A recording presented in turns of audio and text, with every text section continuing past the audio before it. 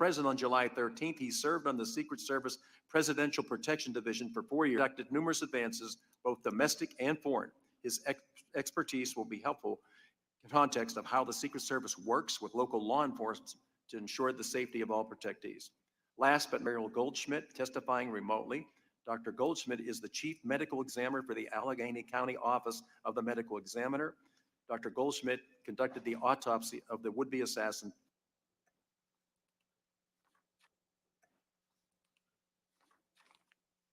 Good morning. My name is Edward Lenz. I'm a patrol sergeant for the Adams Township Police Department in Butler County, Pennsylvania, and that commander for the Butler County Emergency Service. I was the commander of the local tactical units operating at the Butler, PA presidential rally on July 13th.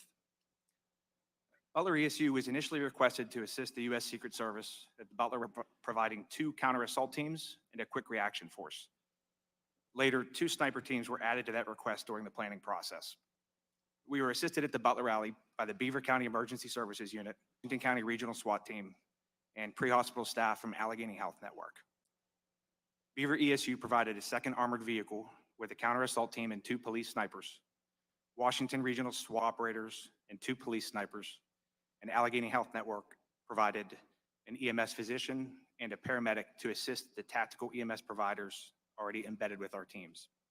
Across the 2 counter-assault teams, the quick reaction force, the 3 sniper teams, and support personnel, we provided a total manpower of 44 persons, exceeding the number requested by the Secret Service.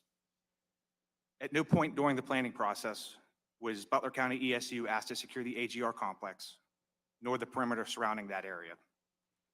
At no point during the planning process was Butler ES team to the roof of the AGR complex, and at no point in our operations plan did we ever say that we would deploy a sniper team to the roof of the AGR complex. From their positions inside the AGR, the snipers were not able to see the roof where the shooter was located, and again, that was not within their area of responsibility. Butler County is our home. Some of those attending that rally are friends, our families, our coworkers, and in fact, my wife was one of the paramedics embedded with our team at the rally, and she provided treatment to those that had been shot. Each and every team member took their job serious and their responsibilities serious. Illustrative of this, a member of the QRF had observed several suspicious persons in the area of the AGR building, one of whom ended up being the shooter. This information was relayed to uniformed patrol officers assigned to post along the perimeter and was discussed with the snipers posted inside the AGR building. Was able to take a photograph of the suspicious male while he sat near the AGR building, and again later saw him using a rangefinder pointing towards the stage. And this information was promptly reported to the Pennsylvania State Police Command Center, the Butler County Sheriff's Office, and the Butler Township Police Department. Had these officers not picked up on this suspicious behavior, we likely would not have known anything was wrong until shots. Prior to those shots being fired, an operator from Butler ESU had exited the red barn behind the stage and was monitoring the AGR area due to the suspicious person reports. When shots rang out, he was able to quickly identify where the shots were coming from. He observed the shooter, he shouldered his rifle, he acquired his target, and he fired 1 round at the shooter to recoil and briefly fall out of sight. He did this less than 6 seconds after shots began, using his short barrel M4 platform rifle chambered in .556 with an EOTech weapon at a distance of approximately 110 yards. He remained on target, prepared to engage with additional rounds, and as the shooter slowly came back into sight, a Secret Service counter sniper fired a round strike, ending the active threat. No other rounds were fired by the shooter after he was engaged by the Butler ESU operator. Since July 13th, we have cooperated with multiple investigators, and our members have been interviewed by the Pennsylvania State Police, the FBI, the Senate Homeland Security and Governmental Affairs Committee, the Secret Service Mission Assurance Investigators, the Homeland Security Independent Senator Grassley's office, and of course, this House task force. We have done so without subpoena, and I am here today without being subpoenaed. Butler County ESU has nothing to hide, and we will cooperate, as I believe the American people deserve the truth. The events that occurred at the Butler rally are nothing short of a tragedy. Evil will always be a threat, and we must continually review our operations and constantly strive to achieve perfection, though we will never achieve it. Thank you. Thank you, Commander Lenz. Appreciate it. And I know how heartfelt this has been for you because we talked right after this.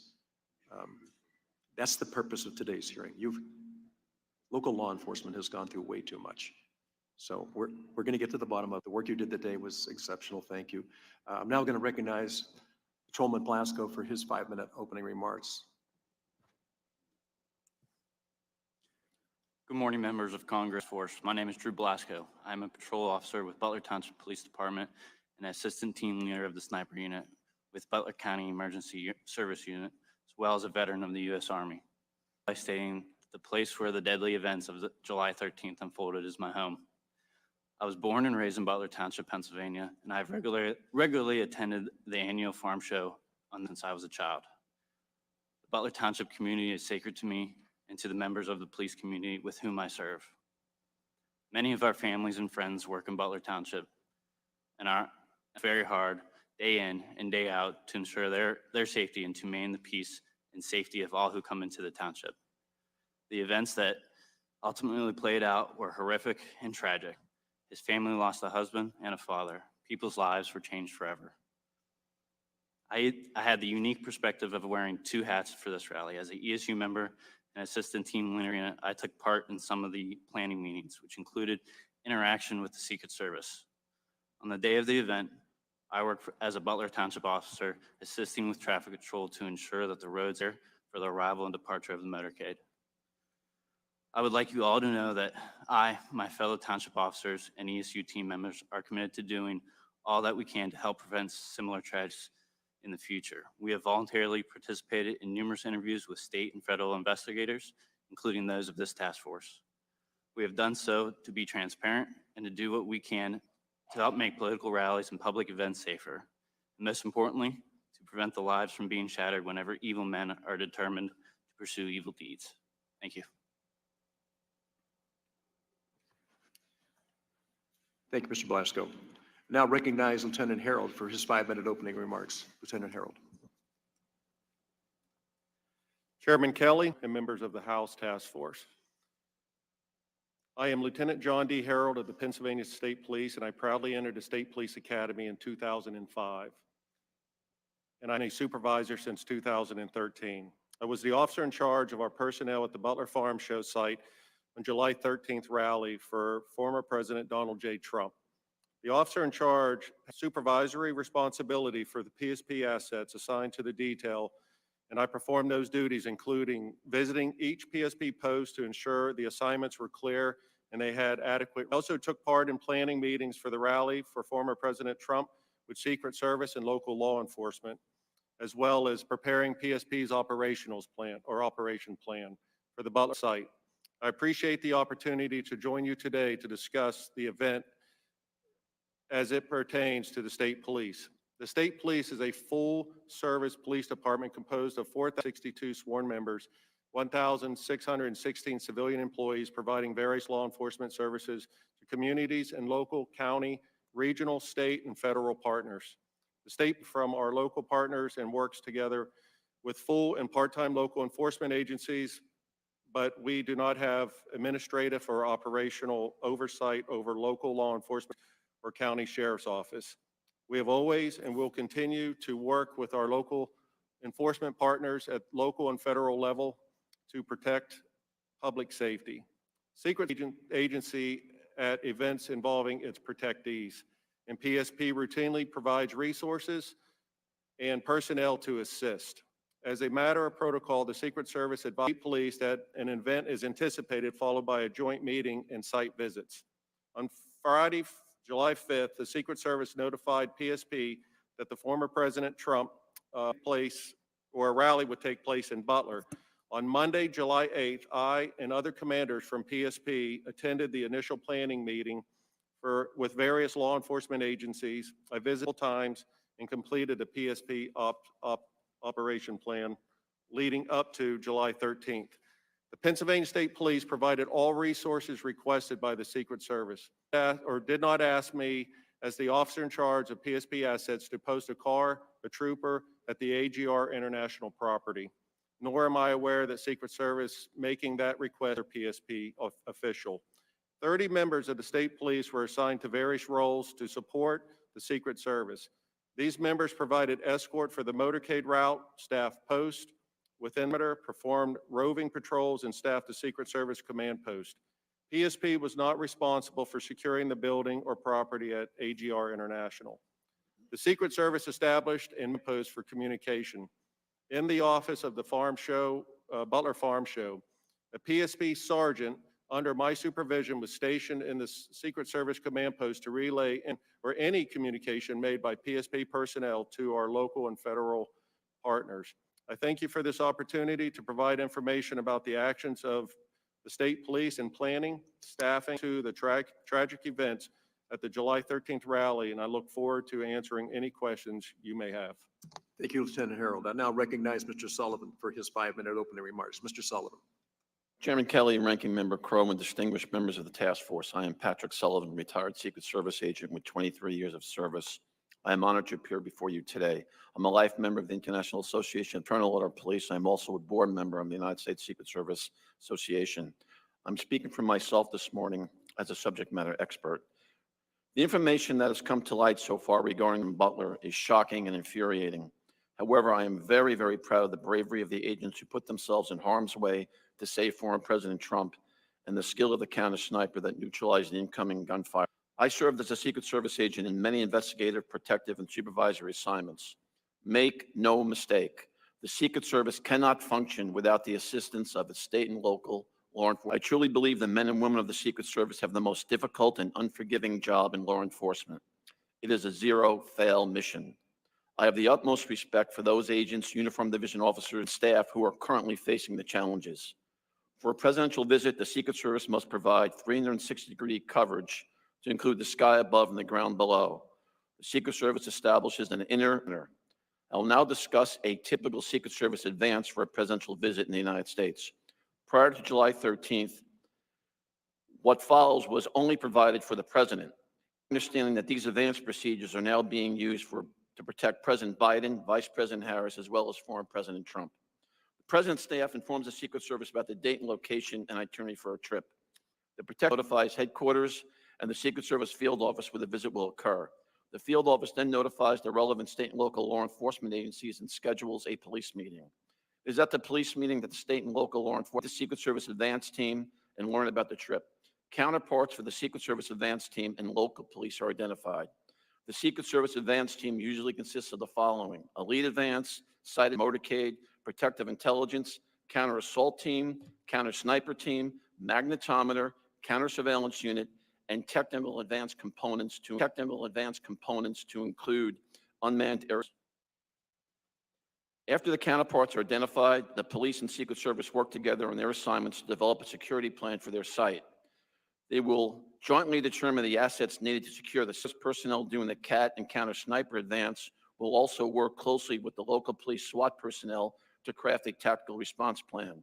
The protective intelligence or PI advance works with the local police to investigate any threats or threat-related information.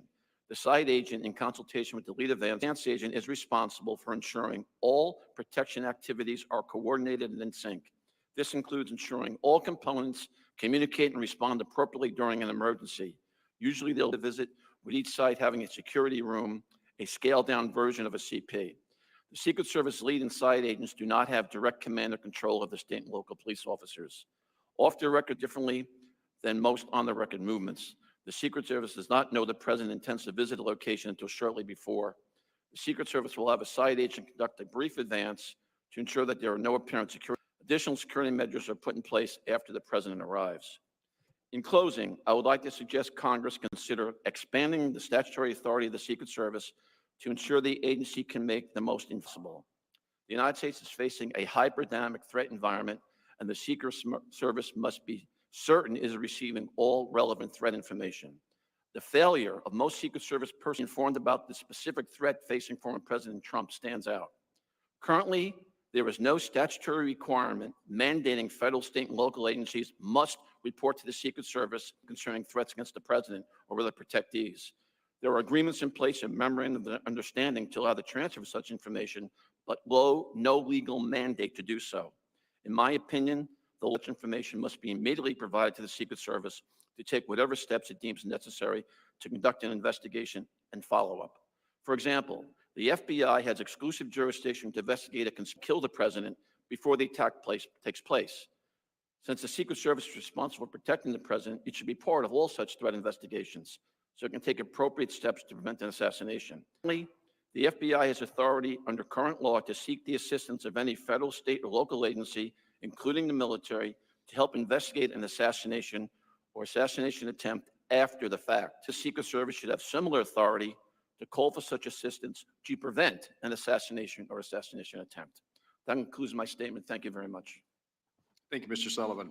I now recognize 5-minute opening remarks. Now, the witness is going to be testifying over the phone, right? Okay. Dr. Goldschmidt, please. Good morning, Chairman Kelly, Ranking Member Crow, and distinguished members of the task force. My name is Dr. Ariel Goldschmidt. I'm the Chief Medical Examiner for Allegheny County, Pennsylvania. On July 13, 2020, attempted assassination of former President Trump, I, through my staff, reached out to the Butler County coroner, Bill Young, to offer our assistance if needed.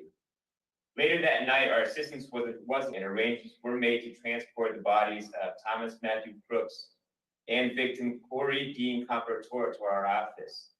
Our office wasn't involved in the transportation. However, once they were transported to our office, the required chain of custody work was processed. The following morning, July 14 at 9:15 a.m., I began Mr. Lee with the assistance of other technicians named in my report. Prior to the autopsy, the body was x-rayed. Major handprints were obtained by the FBI Major Incident Program, and gunshot residue test samples were collected by autopsy technician Lauren Coran. My involvement in the case was limited to the autopsy, in which Thomas Crooks died as a result of a high-velocity gunshot wound to the head with an entrance wound of the left upper lip. I had no reports from or involvement in the investigation of Crooks' motives or actions, crime scene evidence, or other outside evidence as part of my work. Items of evidentiary value collected during the autopsy were transferred to the custody of the FBI. Once I received the results of toxicology testing, which was performed by our laboratory, I completed a written autopsy report, which was signed August 5th and delivered to Butler County. Office's involvement in the case concluded on July 22nd, 2024, when Mr. Crooks' body was released to a funeral home pursuant to the directives of the Butler County coroner. Thank you, Doctor. Now we're going to move to member questions under the 5-minute rule, and I'm going to recognize myself for 5 minutes of questions. First, we're going to show a video to get things started. The video is from this dash cam of a Pennsylvania State Police patrol car on July 13th. This footage has never been released to the public, and it has been edited to show relevant parts. The video, the timestamp in the upper right-hand corner begins at 18:08 or 8 minutes after 6 p.m. In the first 12 seconds of the video, you will see a figure circled in red, crossing the roofs of multiple AGR buildings. This man is Thomas Crooks. You will then see the patrol car begin moving toward the AGR buildings, and we lose sight of Crooks, but about 19 seconds in appears. Again, we have circled him in red before we lose sight of him at about 20 seconds later. Now, we cut the video for length, so it picks up at about a minute and a half later at 6:10 p.m., 8 seconds. Here you will see law enforcement around the AGR building. At this point, all law enforcement entities staffing the rally are aware that there is an individual on the roof of AGR, but they do not is armed. Behind the trees, you will see one officer attempting to lift another officer up onto the roof, and you will see that officer pull himself up and look to the left. According to that officer's interview, with the sees Crooks with the long gun, and Crooks turns and points the weapon in his direction. The officer then falls to the ground, injuring his ankle, and radios that the man on the roof is armed at 11. That portion of the video ends here. We know that the first shot from Crooks is fired just 32 seconds later. We will play the video now.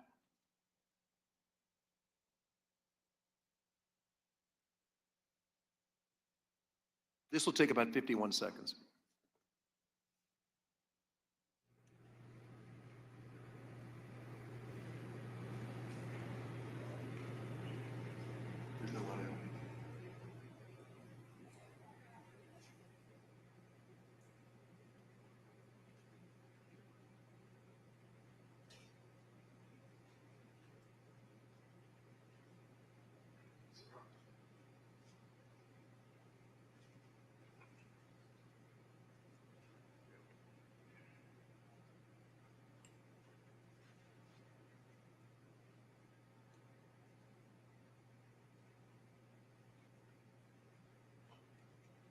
I realize it's hard to see some of this, but so Crooks, as he makes his way across the roof, this is, by the way, a Pennsylvania State Police cruiser, and it has the dash cam.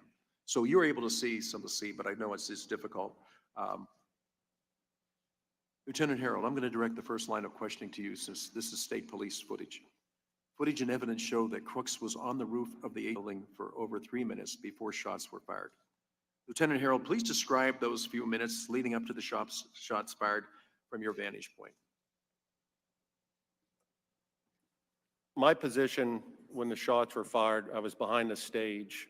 I can't answer to any questions regarding Mr. Crooks on the roof because I did not have that information. It was very loud, and if it was transmitted over our portables, I did not hear that. But I had returned to my car briefly once the former president had taken the stage to a cell phone that had FirstNet, and then I was returning back to the stage when the first shot rang out. Officer Blasco, same question.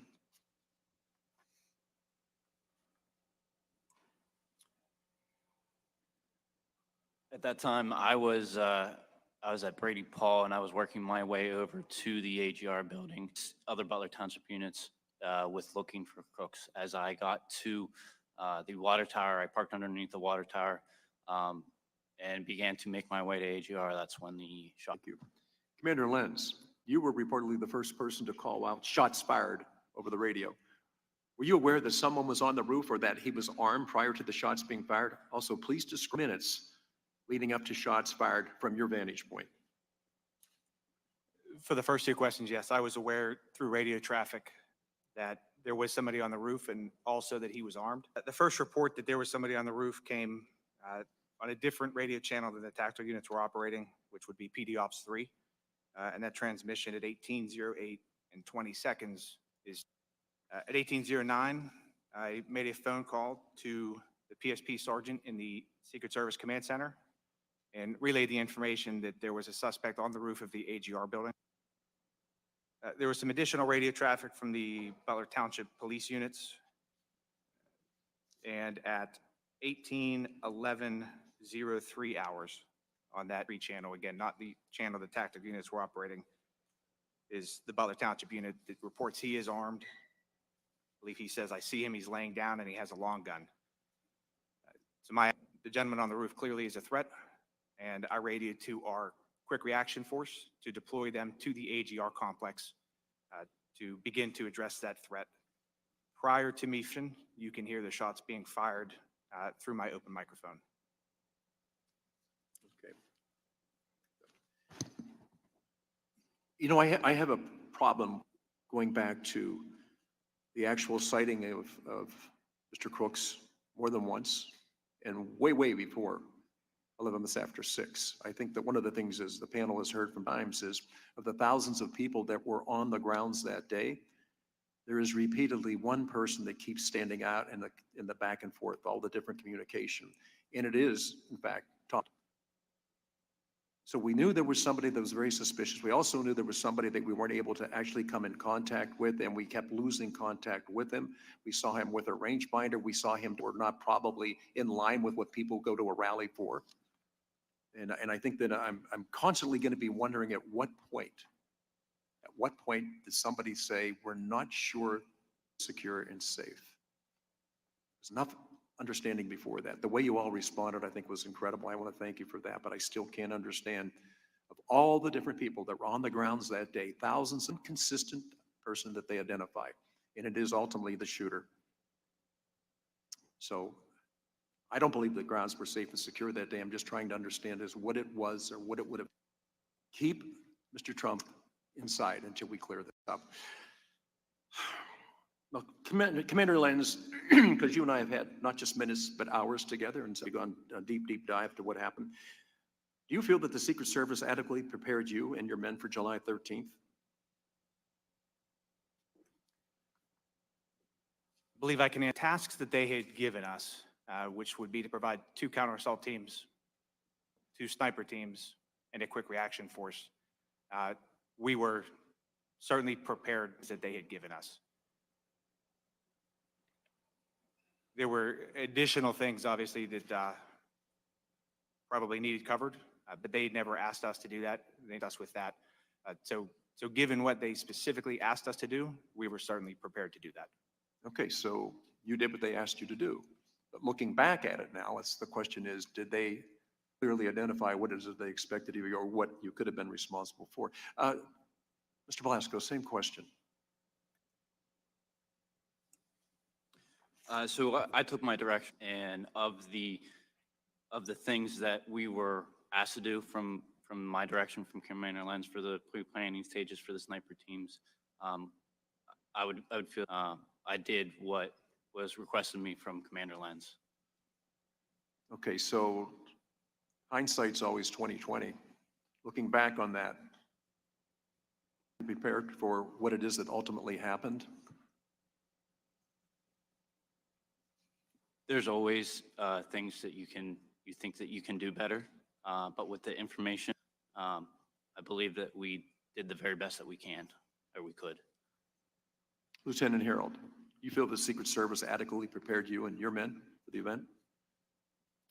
The Secret Service, after meeting with them at the site and going through what they requested PSP to do, was primarily the security of the farm inside the fence line. So adequate troopers, I had 30 troopers inside that fence line once the motorcade arrived. And I feel that with them being the lead and we were in a function, we provided what they asked for and we secured the inner perimeter of the farm showgrounds.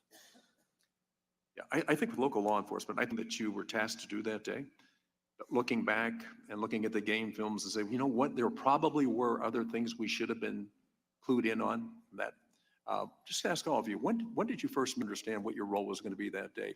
Looking at July 13th and working backwards from that Friday, Thursday, Wednesday, Tuesday, when did we get together to find out what?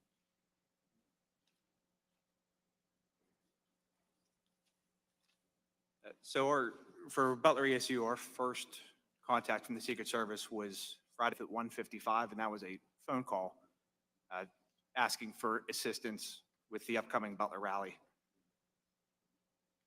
We then had a police planning meeting. It was 8th, 2024 in Allegheny County. And during that meeting is where they relayed the information specific to their request. And at that point for Butler ESU, that was in a quick reaction force. Commander, tell me, where did that meeting take place? I believe it was the Allegheny County Emergency Operations Center. I was actually teaching an active shooter class in Erie, and one of our deputy commanders went to that meeting. Okay. Mr. Velasco.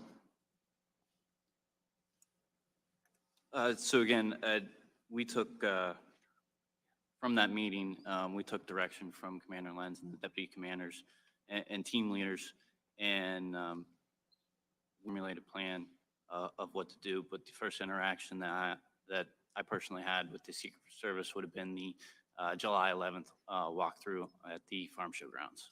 Actually on. Yes, sir. Okay, that was my question. I know that you were in Allegheny County and they're getting ready for this, but who actually walked the site, saw what it was that needed to be done, and had determined a lot of things, including where the perimeter should, I would think that would be I would supposedly that there would be a lot of coordination between the local law enforcement, the Secret Service, and Homeland Security, who visited that day.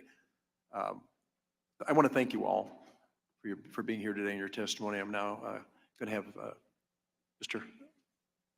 Crow has his turn. Thank you, Chairman. Mr. Sullivan, I wanted to start with you for a moment. I served in the Army before coming to Congress, and one of the principles of operations I'm sure is familiar, is you have to have unity of command and you have to have effective communications. Without unity of command and effective communications, a unit cannot operate. So one of the things, this idea that there wasn't a single unified command station on site, the Secret Service did not establish that. Is that atypical in your experience? Would there normally be one control station to unify command and communications? Yes, that's very atypical. I am very surprised. Normally, there will be an overall command post for the entire visit. Then each site will have a room where radio traffic pertinent to that individual site is controlled. And the command post, the overall command post should be the state, local police, Secret Service, and other federal partners that may be assisting. So that the way it turned out here at this site. Do you have any sense in this instance as to why that might occur? Are there instances where when you're conducting an event, do multiple command posts, or can you not see why that would be the case? Well, it's a misnomer, Congressman. The multiple command posts, the Secret Service always has security rooms at individual sites, and they may be the command post, but it's really a mini command post. There should be just one overall command post, and each site has their own kind of communication center where information relative to that site will be transmitted. Airport agents or security there really are not concerned what's happening at the other sites because they're only concerned about the airport. So there'd be a security room just for the airport site. It's probably safe to say that, time, speed is really important, right? Because the idea behind that, and I don't mean to put words in your mouth, but the idea behind that is if there's something identified as being wrong, a suspicious person, that has to be very quickly communicated. Yeah, this is how it should happen. The protective detail is on one specific frequency, Secret Service frequency, and only the protective details on that frequency.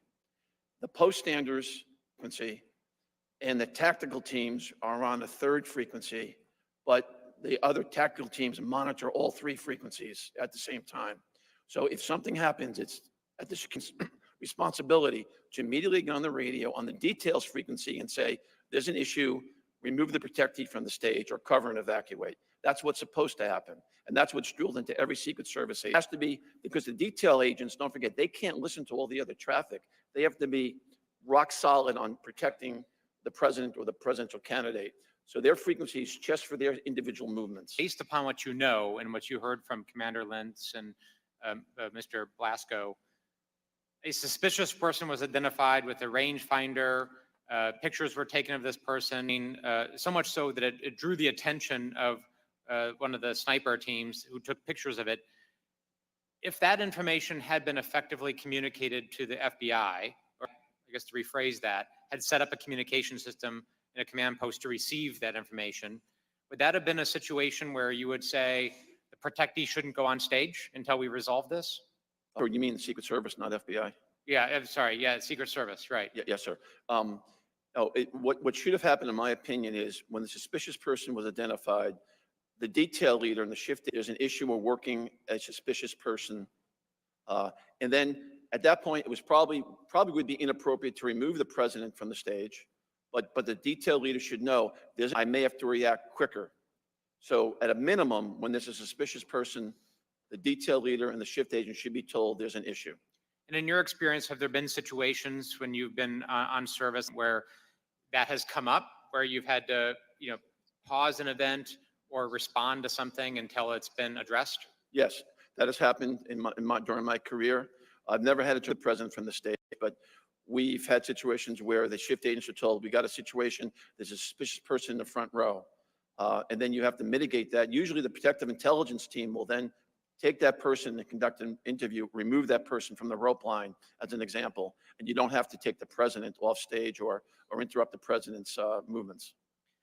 I want to turn briefly to the effect of snipers. So Acting Director Rowe explained to this task force that it is best practice for the Secret Service to position counter snipers from the vantage point of the protectee. And in fact, in this situation, that is where the Secret Service sniper teams were. They were sitting above the platform looking out. The employment of the local law enforcement, the Butler County ESU sniper, was outside looking in. So not looking at rooftops, not looking at lines of sight or lines of fire, but their mission, as they were told, was to look at the crowd of several thousand people and to try to identify issues within the crowd. Is that atypical? I don't know, Mr. Crow, if that's atypical. I'm counter sniper operations Secret Service, and that they do set up their position for a line of sight to the stage, show a potential assassin what type of shot can potential against the president, and counteract that. Generally speaking, the observation of the crowd is the responsibility of the post standers or police officers that are posted in the crowd. Because the theory being, everyone is screened. So it would be very difficult for someone to get a weapon inside the secure area already. So the idea that there would be, a gunman, not to say that it's not in the crowd, that a sniper at a distance would be able to identify and take an effective shot seems very unlikely. It seems highly unlikely, in my opinion. The threat at that point, from the counter sniper perspective, is outside the perimeter, in the area that is outside where the magnetometers are set up. And that's the reason why you have the counter snipers. Inside that perimeter, the people have already been screened, and to a high degree of certainty, there is probably no weapons inside the secure area. Thank you. Commander Lenz and Mr. Blasco, mission seem unusual to you that you were outside looking in at a screened crowd? It did not. We didn't receive any direction from the Secret Service as far as how they wanted our sniper teams to deploy or what their actual mission would be. So our snipers on our normal missions, they deploy more as marksmen. So What they was, are, can you just, what was your mission as you understood it that day? as we understood it, it was to deploy sniper teams to overwatch the stage, the crowd where most of the people would be gathering. Mr. Goldschmidt, are you still with us? Yes. Yes. Great. Just one brief question for you. Was the autopsy that you performed, was it, in this case, was that a standard autopsy in your view? By that, was there anything that stood out to you as unusual or different? Was there anything in the toxicology that stood out to you as unusual or different, or did it all appear to be a standard autopsy? It was a standard autopsy. The only thing that we different was we did a little bit of extra toxicology testing with a heavy metal screen with a slightly elevated lead level. But other than that, the fact that there were FBI members and Pennsylvania State Police members present, it was a. And pictures were taken during this. It was documented. So, any markings on the body, tattoos on the body, that would all be evident from your report. Correct. Escalated lead levels, but nothing else that stood out. That's correct. Okay, thank you. Mr. Chairman, I'll yield back. Thank you, guys. Representative Joyce from Ohio for 5 minutes. Mr. Joyce. Thank you very much, Chairman Kelly. Lieutenant Harold, a lot of discussion, I think, will take place today about the advanced planning that took place from your testimony here, was that you were involved in most of those day-to-day meetings leading up to this event and at the event with the Secret Service. Is that correct? So could you go through that? Like, what was the first day you met with them, and then what did you discuss? And did the Secret Service, to your understanding, when they come in and take over a site, they're in charge of, and then they're helping, you are assisting them, and they're telling you, you tell them where people are going to be, the local folks who are they're going to be, and they're basically in charge and know all where everyone's supposed to be, correct? That's correct. Did you have the opportunity then to understand that when the Secret Service came in, that they were telling the local folks, sniper group, and I believe Mr. Blasco, that it was at the end of the day, it was the Beaver County sniper team that was in the HR building? It was both Beaver and Butler, sir. Did Secret Service ever talk to the Beaver County sniper unit? Not to my knowledge. And they were there that day in charge of this operation. Secret Service never talked to them. Correct. So going back to you, Lieutenant Harold, the day of or day before the event, do you have a walkthrough with the Secret Service? I had 2 walkthroughs at the site. It was just a brief to get familiar with the property. We went back to the barracks. We pulled up an image of the farm show on a smart screen TV. We spoke a little bit. The main meeting at the site was Thursday, and it was with the same 3 Secret Service agents.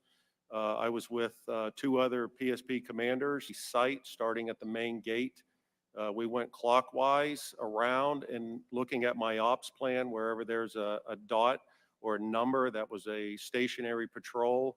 When we got near the end and I had everything that they had requested, I was informed by my Area 1 commander that if we needed additional troopers, that we could pull from troops. But after the request and the assignments that was given to us from Secret Service, I had plenty. I had I covered all the posts and I had additional roving birds inside the venue. So that was primarily the main meeting that we had with Secret Service was on Thursday, and then I completed the ops plan and had it forwarded hours on Friday. So that was 2 days before the event. No walkthrough the day of, no walkthrough the day before. There was no walkthrough. I spent a little bit of time there Friday evening. There was an incident with the service and the campaign. I was on my way home. I live across the street from the farm show, so I stopped there to see what the issue was. I ended up staying there until about 8:30 p.m. that night. I did have some other interactions with Secret Service there on Friday, and then even some early communication with the campaign and Secret Service the morning of and during the event on. What's the issue? The issue was there was a campaign. We didn't know who it was at first. There was a vehicle that was parked, and one of the Secret Service agents had approached this person, and the individual was rude to the Secret Service agent and then got out of the car and walked away. So I had a trooper there go up to the PA system, page the registered owner, gave them so many minutes to return to their vehicle, or I was going to tow it. Okay. So, Mr. Sullivan, were you ever personally on a presidential protection detail? Okay, when was that? It was 2 years with President Reagan and 2 years with First President Bush. Oh, God bless. What kind of training did somebody on a PPD have? We had extensive training. We normal Secret Service training, Federal Enforcement Training Center, the Secret Service Training Center in Beltsville, Maryland. Then before you got to the presidential detail, you had to do a series of field office assignments, investigation section assignments, assisting on advances. And then when you got to the Presidential Protection Division, you had to have a minimum of 6 or 7 years experience, which is what I had when I got there.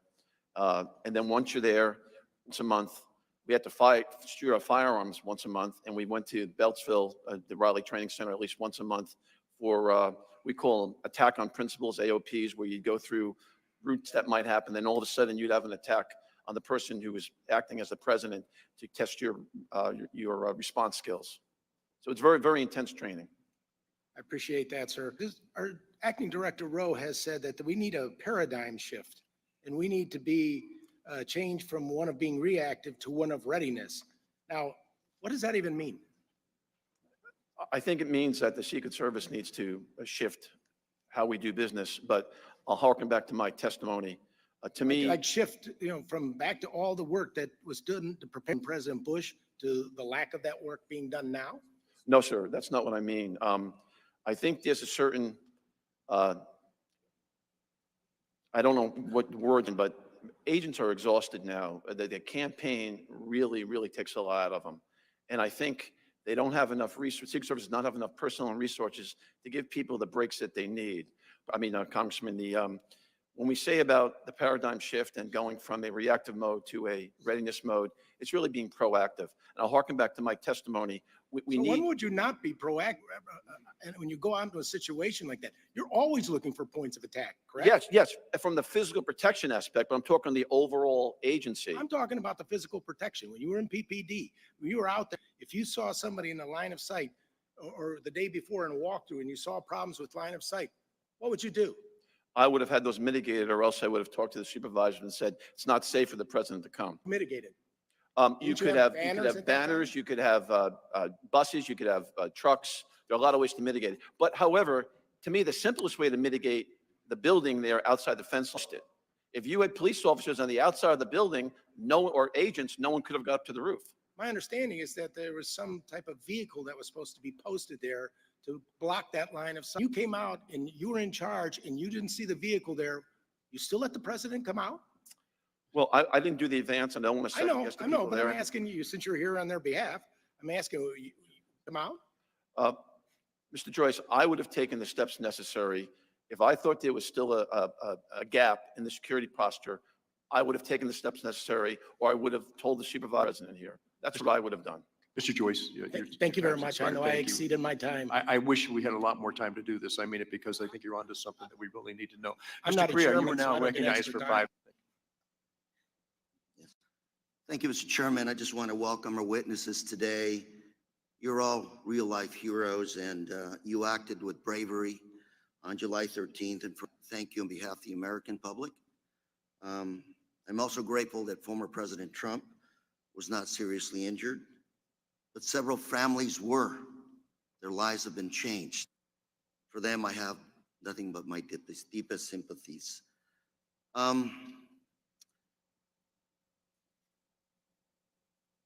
Mr. Sullivan, to you first. I have a Wall Street Journal article from yesterday, and I'm going to submit this for the record, Mr. Chairman. Objections. And summarizing some of the statements were made. Unclear chain of command, technical issues, poor communication, who within Secret Service was final decision maker, no communication in real time. 2 communication centers said they had technical issues with the radios, a problem that was characterized as being common with the agency. This is a summary Senate findings. And Mr. Sullivan, I just want to ask you a very brief question, which is, who's in charge at these sites? It's crystal clear in my mind from when I was an agent. The site agent, the site advance agent, crafts his or her plan, presents it to the lead advance agent. Ultimately, the lead advance agent is personally signing off on the entire advance package, all the sites, airport motorcades. So I'm going to ask you, you have at least three different elements here, 3 different talking about here. We're talking about the Secret Service, local police, and the campaign. Yes.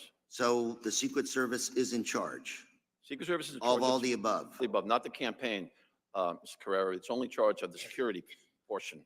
And I say that to you because some of the testimony here today, first of all, we don't have communication. It's totally lacking here. You mentioned there was 1 command center is generally the situation. Here you had 2 command centers that talk to each other. You had someone in the roof spotted, 1609, call was made, suspect on roof with possible weapon. 1811, local police officer spots crooks, jumps off the roof, injures himself. 32 seconds later, you have a shot, goes off. Real time.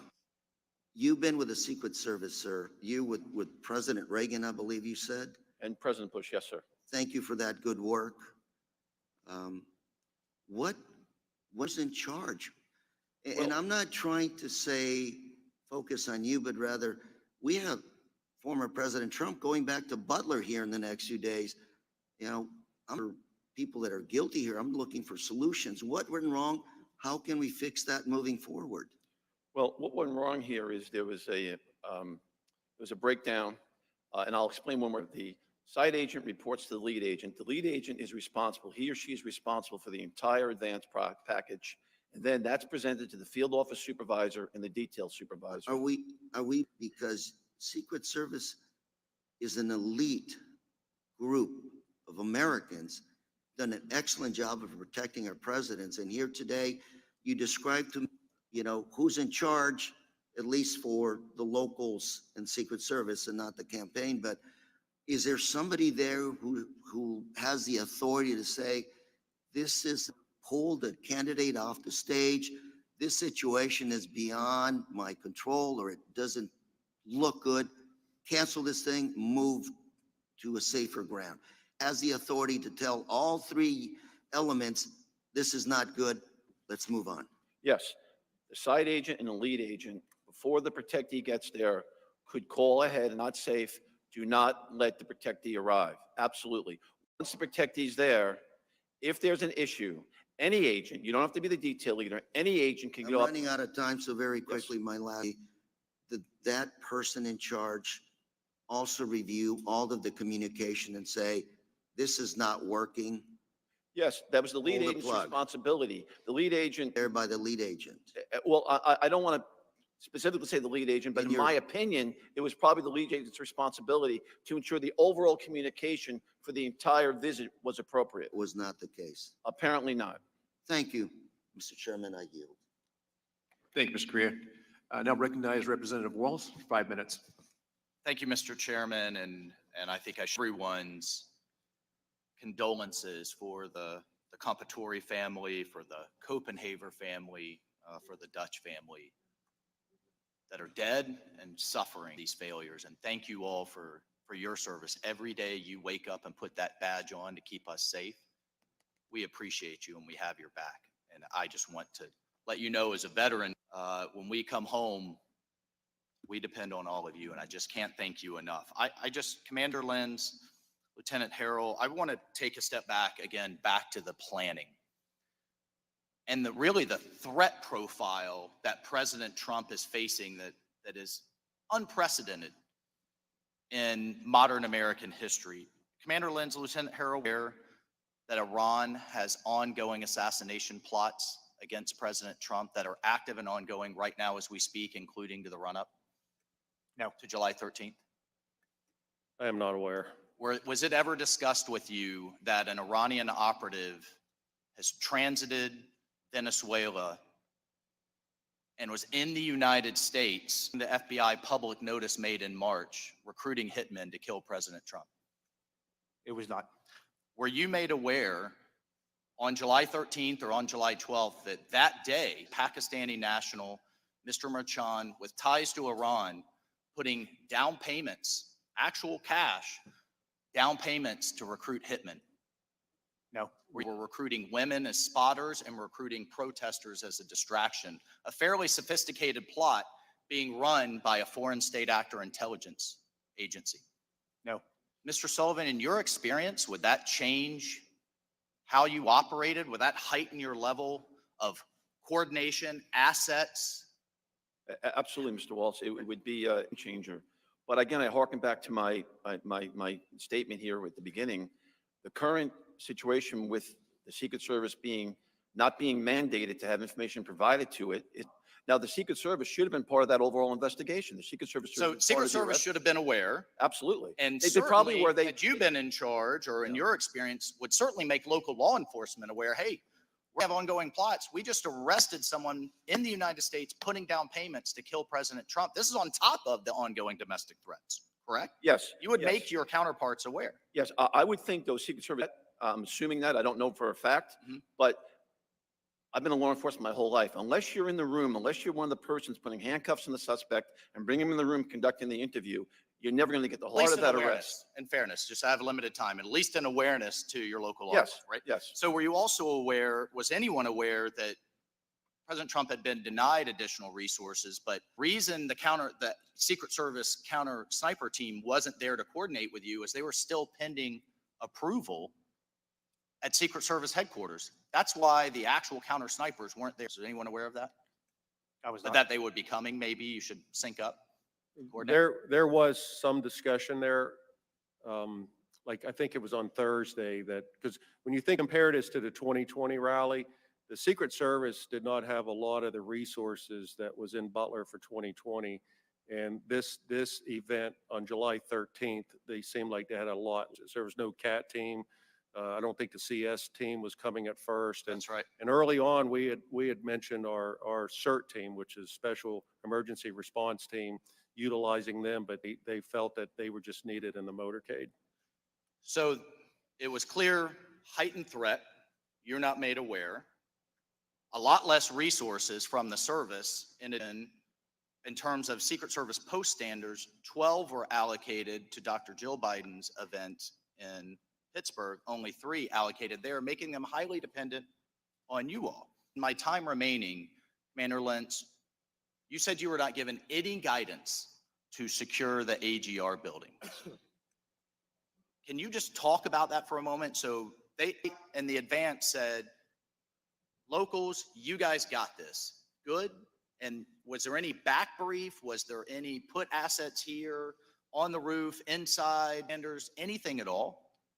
So once we received our duties, so the Secret Service says, here's what we want you to do. And on Tuesday, I believe it was Tuesday, requested some sniper teams from us. And later that day confirmed that their counter snipers were coming in. But there was no guidance as far as where they wanted us to be, aside from what the counter assault team leader was very good at making sure we knew what was expected. The counter sniper walked through with us at the planning meeting, so they knew where we would be. They knew our plan was. They never requested a formal copy of our plan. This was all verbal, Correct. right? And you never got any written guidance of how many assets to put where. Correct. And it was our decision to place those snipers second floor of that AGR building. They were aware of that, certainly aware that they would be there, but there was no feedback or guidance that they wanted them there, that they didn't want them there, but really an objection. And Mr. Sullivan, should that guidance have been provided? in your Absolutely, experience? absolutely. No question about it. And if you had had additional Secret Service, would you have put the AGR building within the protective perimeter and the see-through chain link fence that anybody could have approached within yards of the stage? Would you have put that in with additional resources? With additional resources, you could probably put that building inside the perimeter, but from my understanding, with the resources they had, the decision was made to put that building outside the perimeter, but it still could have standards to prevent someone from getting on the roof. So this was a lack of resources decision from Secret Service headquarters.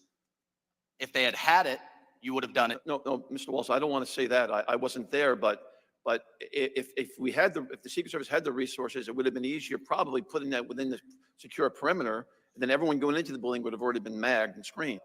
I mean, you have to take that on a case-by-case basis. Every site's different. But at this Thank point, you. you Mr. could go, Mr. Walsh. you could go up to that fence without being magged or screened. Yes. That's correct. Thank you, sir. Thank you, Mr. Chairman. Yes, thank you. Ms. Dean, you're recognized for 5 minutes. Thank you, Mr. Chairman, and I want to thank all of you for coming and being willing to assist us in trying to get at the facts of what happened. And I offer you my thanks for your service to community and to country, but I also want to say I'm sympathetic to your losses that day and trauma that it put on you and the entire community. I had the opportunity, I'm going to ask that the map be brought up. I and many others on this panel had the opportunity at Butler. Is that okay? Thank you. Oh, I'm sorry, you don't have to hold it. Excuse me 1 second. Where's ATR? What struck me, and I think most of us, was the proximity of the place, how close everything was as we walked into that field and looked where the stage, and just looked to our left, the double fence line, very open double fence line, and then these buildings. So I'm going to start with you, Officer Plasko. And again, I thank country and of course to the community that week and that day and continuing. Officer Plasko, this set of buildings at the top here, they're adjoined, there's a separate building, there's a parking lot, there's a wooded area. What we see at the top, is that the AGR complex? Yes. Okay. How far are the AGR buildings from the red barns behind the stage, which I don't think are shown here? Red barns were here, They are approximately 130 yards. 130 yards. Is it your understanding that the AGR complex was left out of the secure perimeter by Secret Service and the plans in the rally, outside by Secret Service? Yes, that was our understanding of it. You said, well, I know you were on the ground on the 13th in a patrol capacity, and your thoughtful being in so quickly is admirable to me. But you were there at the planning 2 days earlier, is that correct? Yes. On the 11th? Is it true that within minutes of joining the walk of the 11th, you shared your concerns about AGR complex not being secure? Again, here's the top where Crooks was positioned and dies. You shared your concerns about AGR complex. With whom and what did you say? I did share my concerns with the agents that were in charge of the site that day. I explained to them that the snipers inside that building were overwatching the venue itself, and that the whole area, specifically the whole area coming leading up from the water tower, we had no vantage point from. We could see part of the building that Crooks was on, access and or line of sight, I should say, to that area. And I asked the the Secret Service members that we do not have the additional manpower to post anybody, and I requested additional people to be posted there, so there would be no access to those grounds, And what response did you get? that they would take care of it. They would take care of it. Yes. And did you put it within their secured perimeter? Whether they put it within their secure perimeter or they posted bodies, actual people there, that was my expectation of what was going to happen. And I want to point out, for the benefit who haven't been there, this is a fence line for the AGR property, is that correct? And it's a chain link fence, Yes, so you can see through it. yes, And this property, AGR property parking lot, not locked down. People could walk in and did walk in, yes, including Mr. Crooks. This is another chain link fence, I believe, with just the grassy perimeter. yes. Did they say anything about posting an agent or blocking, making opaque that fence line or both fence lines? So we were told that they were a opaque fencing along the line. In the military, I called it sniper fencing, but it's an opaque fencing that you can't see it. It's a green fence that what I know it to be, that all the way around the outside of the perimeter. Mr. Lieutenant Harold, can you talk about a discussion about posting vehicles along either of those fence lines? Farm vehicles, trucks, buses? On Thursday, well, even on Tuesday and Thursday, there was discussion about they were going to post, it was the campaign that was going to post farm equipment. And at one point, it was along the pond side of the stage, and then they were discussing about putting something up above between the stage and the AGR building. So there was also a contact that was provided to the campaign about a resource that would be additional equipment to banners, trailers, some of the same equipment that was utilized in the 2020 rally. And so I had put the campaign and call individuals, so if they needed additional equipment along that fence line. And then there was also some discussion about, I think it was like, I guess you would say a jumbotron or something, like there was supposed to be some sort, like blocking that area a little bit better. Saturday morning when we showed up, I think there was one combine that was between the AGR building and the stage, and there was a few additional that was on the opposite side, on the pond side of the farm show there from the stage. And Commander Lentz and Mr. Blasco, when Secret Service arrived, did anybody say to you, well, we're missing some of the stuff we thought was going to be here to block that line of sight? When I arrived the day of the rally, I actually did not speak to anybody from the Secret Service phone call to the Secret Service specific to a possible threat that the 911 center received. I thank you. I recognize I've gone over, Mr. Chairman. Thank you again. Thank you for your service. And it is stunning, the proximity of that rooftop and all of that property. So thank you. Thank you, Ms. Dean. Mr. Fallon, you're recognized for 5 minutes. Thank you, Mr. Chairman. Lieutenant Harold, how long is the academy that you attended to become a Pennsylvania State Trooper? Approximately 6 months. And during that 6 months, personal protection training or providing security at political rallies? Very little. Yeah, if not any, right? Right. Would that be the same, Commander Lenz and? Correct. There's, Similar. to my knowledge, none in the police academy. Agent Sullivan, when you went through the academy training, was it 6 months like it is now? The first school was 12 weeks in Glencoe, Georgia, and the second Secret Service was Fair to say that about 5 to 6 of those weeks were spent on how to secure perimeters and things like that at political rallies?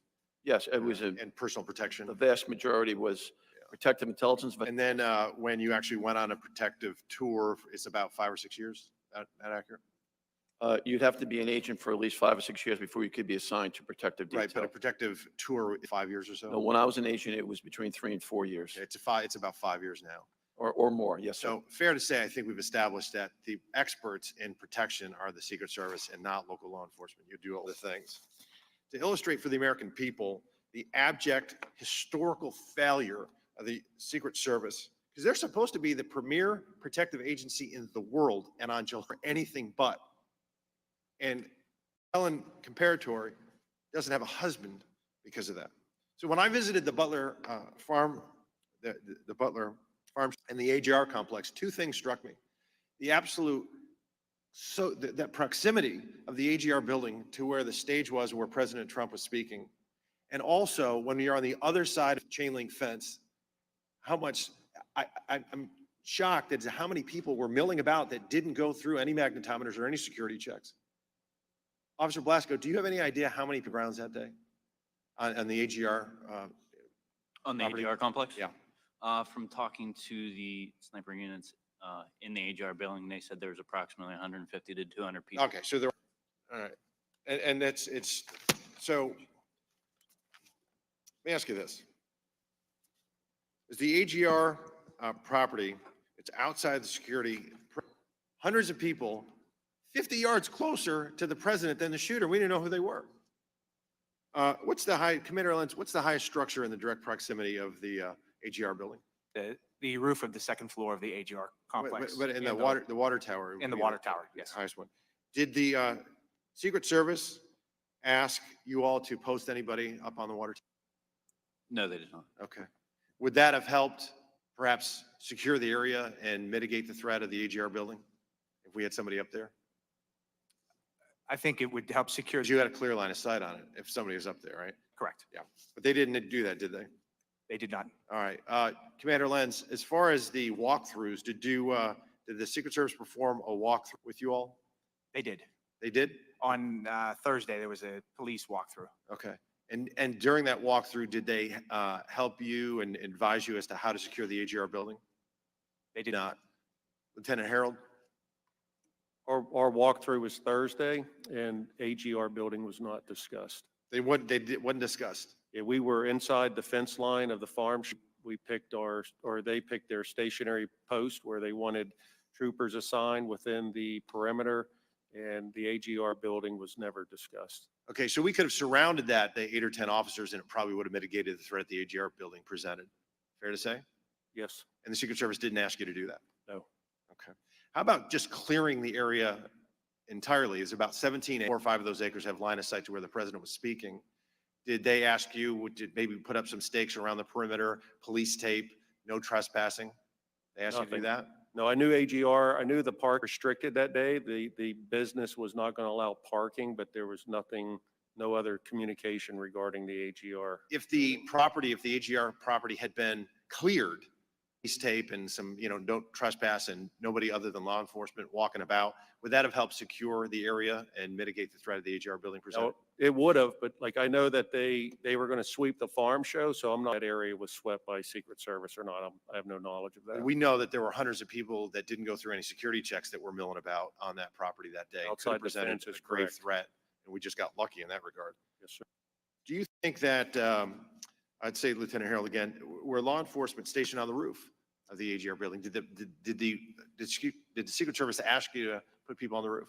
He asked to put anybody on the Okay. roof of the AGR. Commander Lenz, were you asked to put anybody on the roof? We were not. Officer Blasco?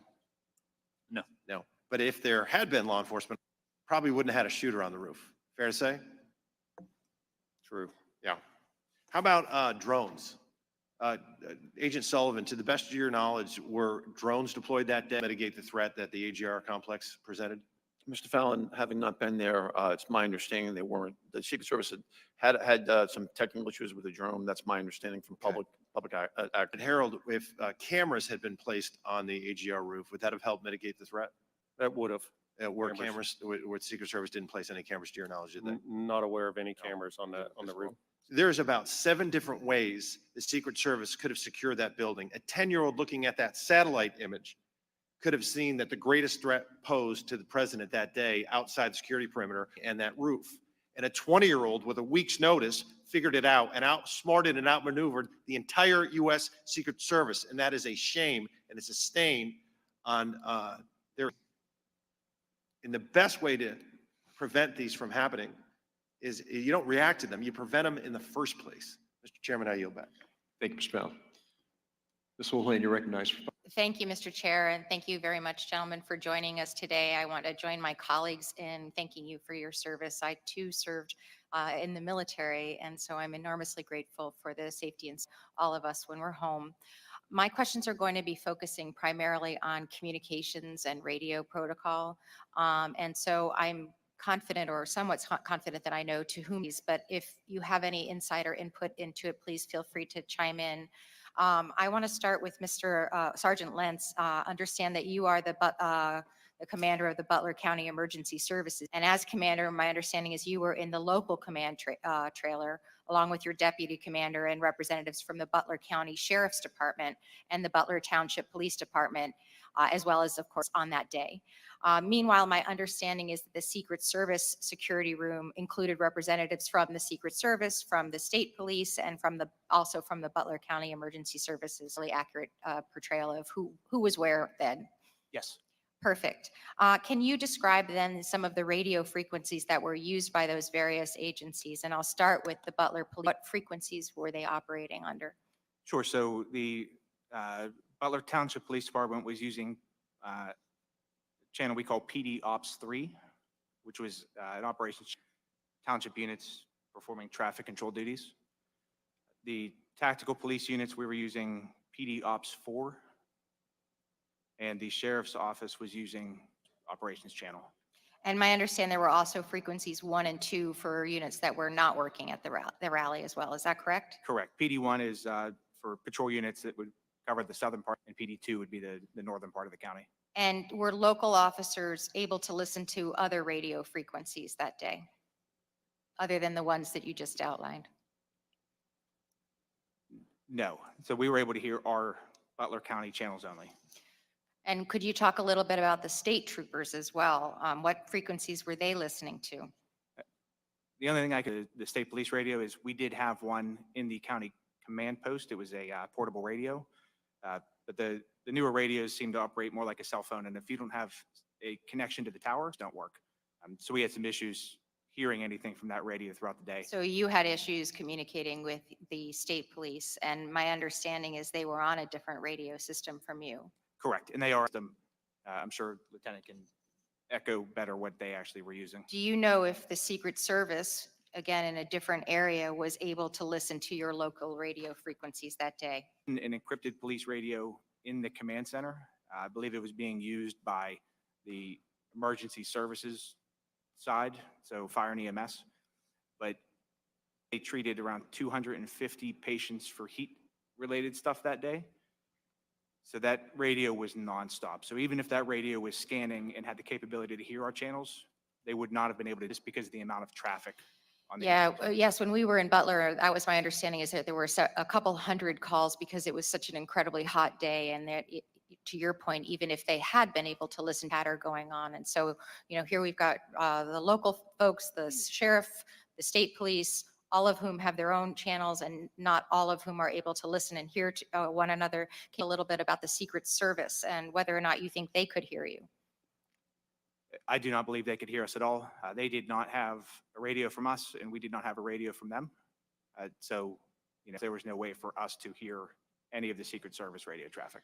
So for those of us who are of a certain age, I was in my early mid-20s during September 11th. This was almost exactly what I remember being the process of September 11th, that there were all kinds of really well-intentioned, very well-trained people, but none of whom could hear one another or communicate with one another. It feels as though we haven't made a whole lot of progress. In your view, what would have been a better way to have this communication? Sure, it's not feasible to have everybody communicate on the same channel, just because the amount of radio traffic. However, a unified, as we're all taught in many different FEMA classes, a unified command post solves that issue. Yes, and I know Representative Crow started this conversation with sort of being aghast at the fact that there were clearly more. In some cases, my understanding is some people didn't even know that there were more than one command post, and so that's certainly a gap too. So here we were with 3 minutes and every second counting, and the Secret Service and the state to directly hear what local law enforcement actually saw, because they didn't have that interoperability with local law enforcement frequencies and didn't have possession of those radios. Given how important that communicating in a crisis, clearly one of the findings of our investigation ought to be that there needs to be certainly reform in terms of the technological communications that are going on here. My colleagues had a little bit of time, and with my remaining time, I'd like to ask a question about the drones. I understand that the drone technology that the Secret Service had didn't work that day. My understanding is that the person who was trying to assassinate the technology did work that day. The last question that I have for you is, we're always trying to solve for the last problem that we had. a shooter, a sniper. To me, we should be solving for the future problems around the corner, and those are emerging threats, evolving threats such as drone technologies. Gentlemen, do you have anything that keeps you up at night that isn't sort of the traditional sniper on a rooftop? Yeah, I believe that we've probably all considered the emerging threat that would be coming from a drone. I would say at our level, I have no means to mitigate that at this point. And that's I can also help with, and Congress has pieces of legislation, myself included, that address the authorities that you need to have to be able to combat what I think is an increasing threat from things like drones. And thank you very much again for your service. And with that, I yield back. Thank the gentlelady. The gentlelady from Florida, Ms. Lee, is recognized for 5 minutes. Thank you, Mr. Chairman, for convening this important hearing and to officers for being here with us today. Lieutenant Harold, I would like to start with you and return to a comment that you made earlier. I believe you testified that you actually participated in a prior at this same area with President Trump in 2020. Is that correct? That is correct. And you commented upon your observations about different resources that were available for that 2020. That is correct. Would you please describe for us some of the differences you saw in the level of protection and the level of resources that were afforded to President Trump in that were not part of the rally in 2024? First, it was the site. It was an airport that's located about 20 minutes south of the farm. So it was an airport. It's completely fenced in. It's a restricted area. The night before, we picked up the motorcade and delivered the motorcade, I guess, or escort field, and we parked it in the hangars there, and everything was secured. But there was no, I guess, the foot traffic. There's nobody walking through an airfield. It's all fenced in. But it seemed like there was more resources that were present for the 2020 rally compared to the one here just 75 days ago. So when like the level of security then, like what was changed now? Like why did we have less resources from the Secret Service on July 13th? In your observation, did it appear that there were a greater number of Secret Service agents involved in the 2020 rally? There definitely was, but it could have been because of the it was former President Donald J. Trump was the president then, so it seemed like there was more assets, resource, motorcade, there was definitely more security at the airfield at the Butler airport compared to the Butler Farm Show. And Mr. Sullivan, you for a moment. You testified earlier about very extensive and very specific training you received as a Secret Service agent before being put on a protective detail. That's correct. And I believe your testimony was that in addition to specific law enforcement training, you spent years in preparation and training before you actually were on that particular service. That's correct. Now, other federal agents who may be brought in to supplement Secret Service in a rally such as this, do they receive that kind of training? No.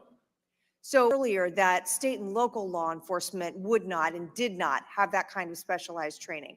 But to be clear, it is also true that other federal agencies don't receive that specific training either. Well, every agent that goes to the Federal Law Enforcement Training Center Criminal Investigative Training Program does get an introduction to protection.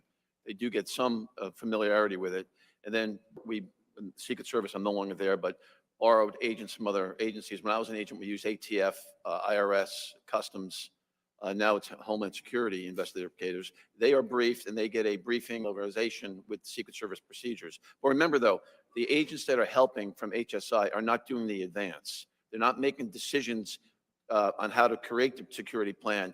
They're in a specific post instructions for that post. But would it be correct to say that Secret Service agents who are specifically assigned to a protective detail have far more extensive training in that specific type of service and law enforcement activity than would your counterparts at other agencies? That is 100% accurate, Ms. Lee. Yes. And are there things in your observation, the particular rally today and the staffing associated with it?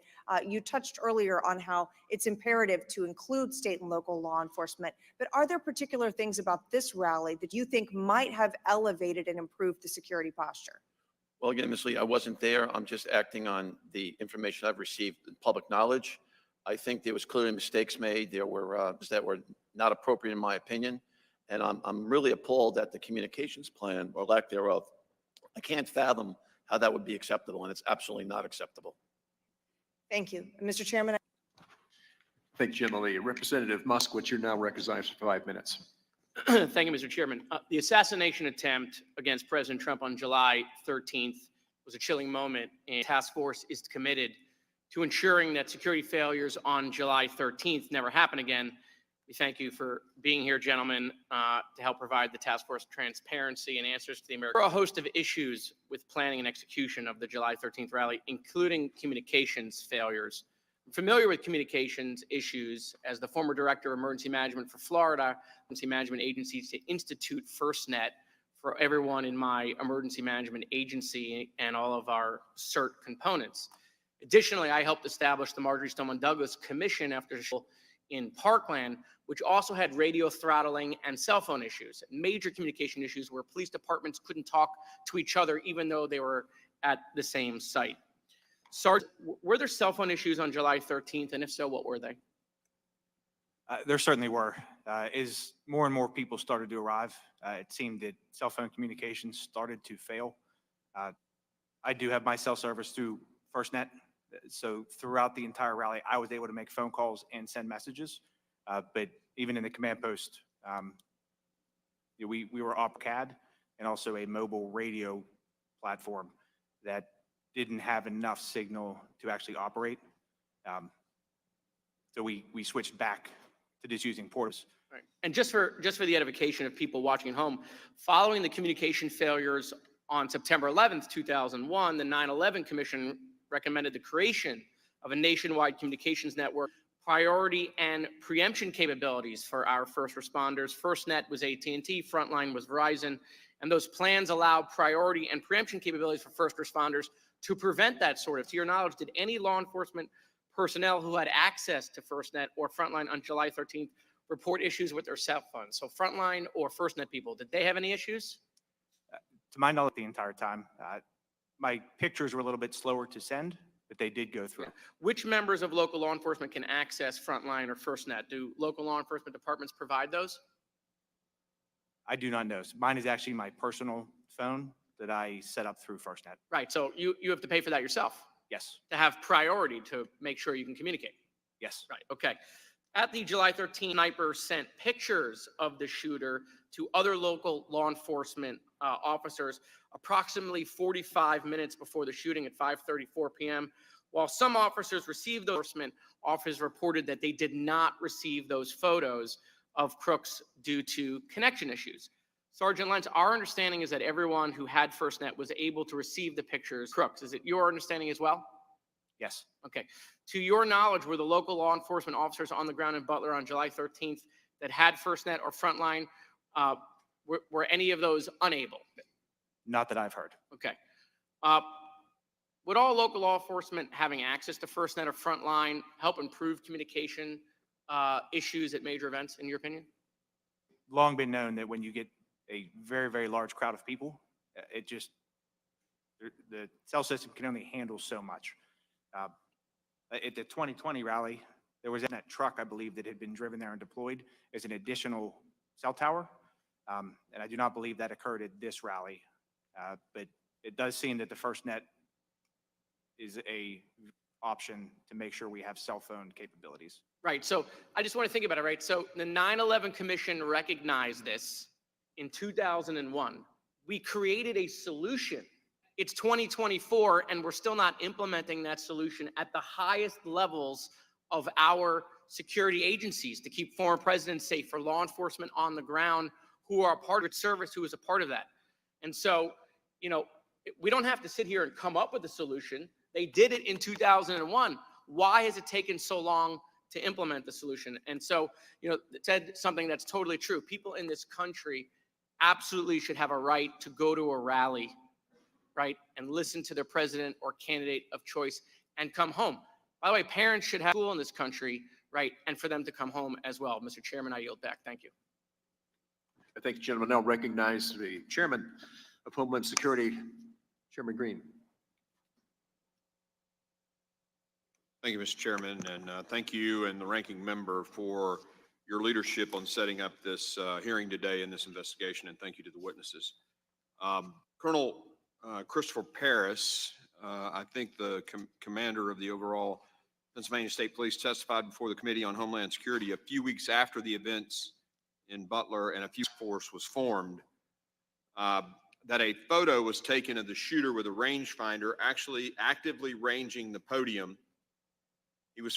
He further testified that that was texted to a PSP officer in the control center and showed to the U.S. Secret Service approximately 10 minutes before President Trump. Can you, Lieutenant Harold, confirm that that testimony is accurate to your understanding? I have no knowledge of the image prior to or July 13th, so I can't answer to that. Like if it came up in the investigation, I had nothing to, or I have no working knowledge of the investigation, just the events that took that day on the 13th. You were on the ground there that day. So Yes, sir. this was reported to us in committee and under oath. I mean, you know Christopher Paris, good man. I do. Your boss. Yes, sir. Mr. Sullivan, you've been made aware, I know my colleague, Mr. Walsh, talked about the intel. Apparently, the additional intel was received about 21 days before the event. It was reported, as I understand it, to the Trump detail 7 days before the event. Considering this heightened intelligence, do you think allowing President Trump to take the stage after an image of an individual ranging the podium with an optical rangefinder is received 10 minutes before was a good idea or a bad decision? I don't know if the detail leader was told about that image being received. Had the detail leader been told about that? PSP guy says it was shown by on a text. The phone said, "Here, this is the image of ranging the target." Yes, Mr. Green, I understand that, but that may have been someone in the security room, and that wasn't transmitted to the detail leader. I don't know if it was. So I'm just asking, well, let me ask this question. Is it a Secret Service agent is aware of something like that? Can any Secret Service agent go, "Hey, whoa, stop. We don't need to let the president on the stage"? Absolutely. Okay. Absolutely. Okay. But detail leader's responsibility, but any agent could step in if she thinks it's an immediate emergency. Okay, good. Commander Lentz, you mentioned that the local law enforcement activity fired the first shot. Is that correct? That I mentioned maybe that he withdrew. Do you think he was hit, or do you think he just sort of ducked because he was taking incoming fire? In speaking with the officer that fired that shot, he's very around, was on target. And the way he described him, it wasn't a duck. Is the doctor still available and online? Yes, I am. Were there 2 bullet wounds in this individual or just one, the headshot? No, it was just the one. Okay. I just found it interesting that when we were briefed by the FBI, we did a shot taken by the local guys. Lieutenant Harold, did Secret Service, the shooter apparently had the gun stored somewhere, as I understand it, on near the AGR. Secret Service used canine teams to clear the site prior to the event that day that you're aware of? Is that a question for me, sir? Lentz or Commander Lentz or? I'm not aware of any canines clearing the area of the AGR International property. We were told that K9 units would clear the farm show ground, so beside the fence line at, I believe, 1100 hours that day. Are you aware that that happened, either of you, that did occur? You I know saw that my officers did report that there were dog teams in. Good.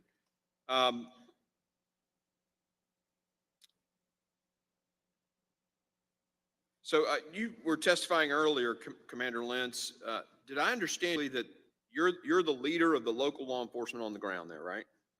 Just the tactical units. Okay, or the tactical units. The first time you talked to Secret Service that day was when you needed them and you called them?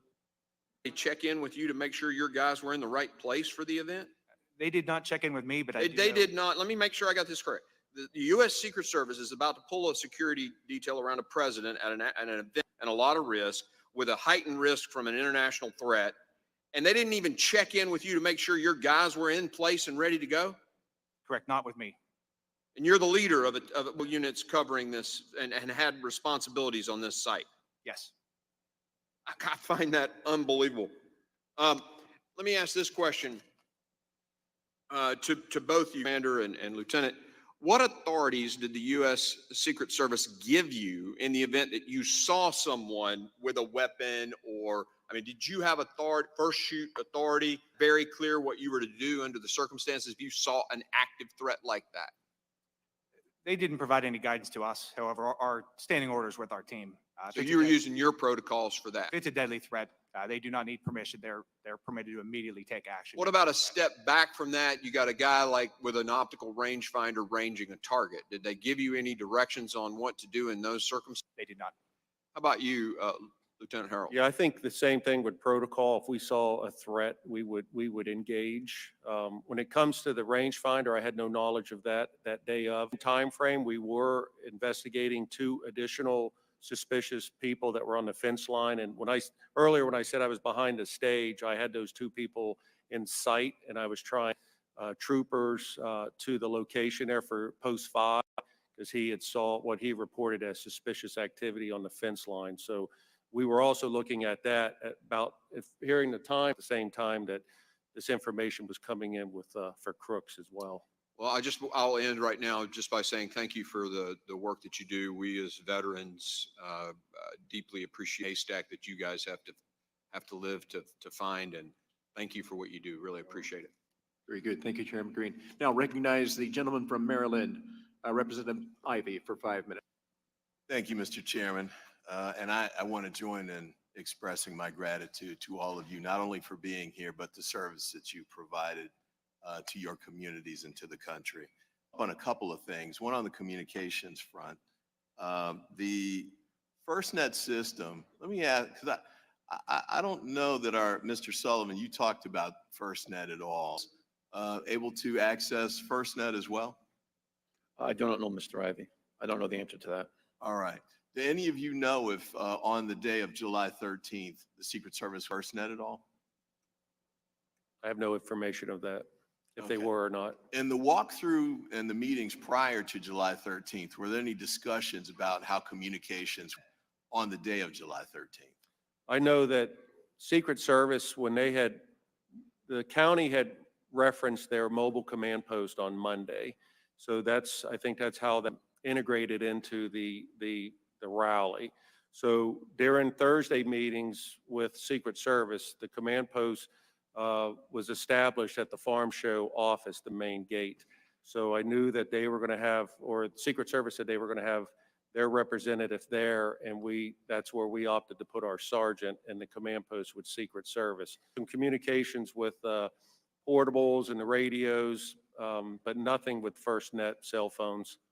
All right, so we had communications with, Commander, you mentioned, but one of the channels that you used, right?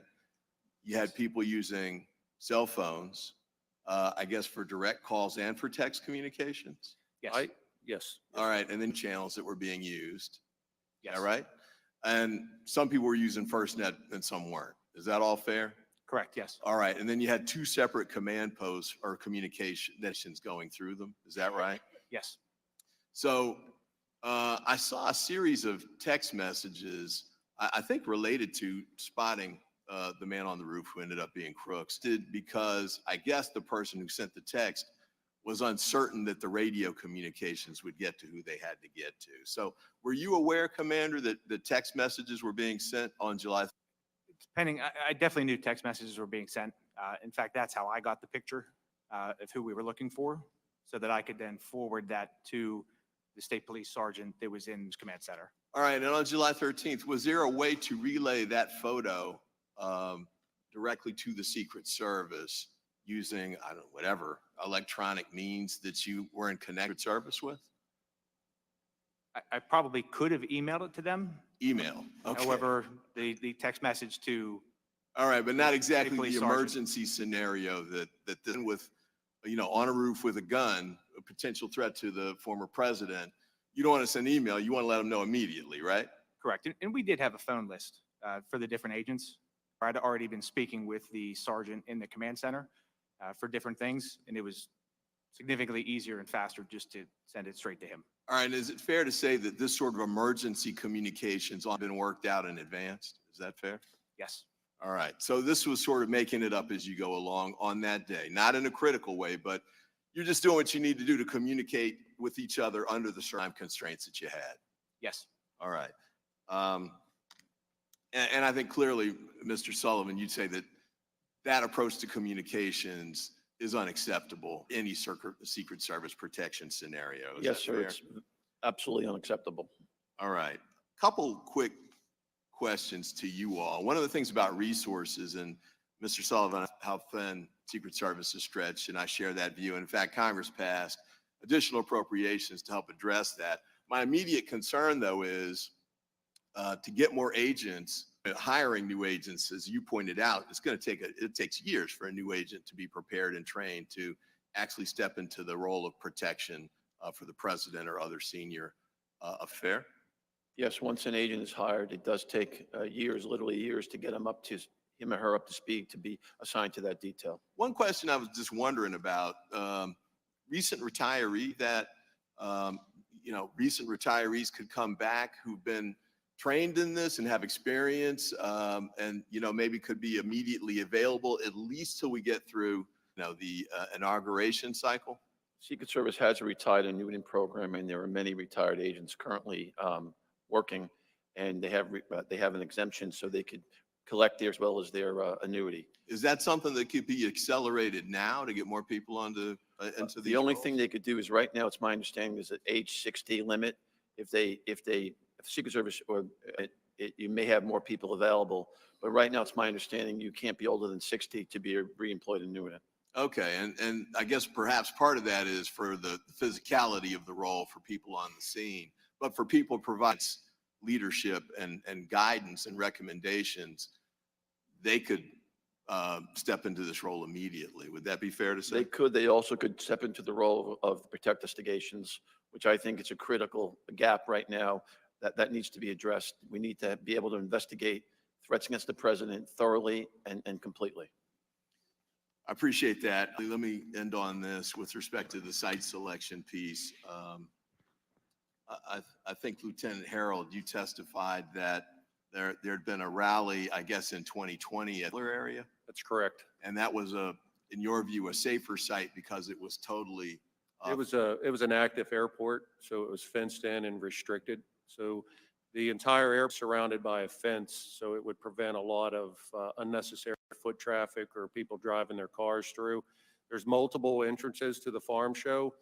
There's a back gate, there's a front gate, hangars off the airport side. So there's a lot of areas to be able to access that venue. So looking just at site, the airport's more secure. Down to the Butler site I went with Chairman Green the first time. The shots came from, I guess as the former president would have been facing, the shots came from the AGR building on the right. That there was, I don't know, maybe 10 buildings on the left side of the stage as well, including some kind of rodeo stage or something along those lines. Is there other buildings up there? There were other on site, and I believe that ESU had members in those, I guess it's the grandstand it's called at the farm show. So there was LE in those buildings. There was also, right? Yes. Okay. So from the standpoint of ease of protection, putting protection detail in place, Mr. Sullivan, would it be easier if the fewer rooftops you have, the fewer sites provide a possible shooting venue for a sniper or an assailant in this instance? Is it easier for the Secret Service and safer for the people, not just the candidate, but obviously, as we saw, the deadly consequences on that day, spectators who come to watch? Is it safer to have it maybe at the airport scenario as opposed to the field? To have a rally is indoors where you don't have the long-range threat problem. If the Secret Service were in decisions making for the campaign sites, we would always recommend it be indoors. Enough. And then last point, Mr. Chairman, with respect to that, I know we're not on Florida yet, but I will say this. on the site selection piece. And certainly candidates, and I have a right to rest and relaxation.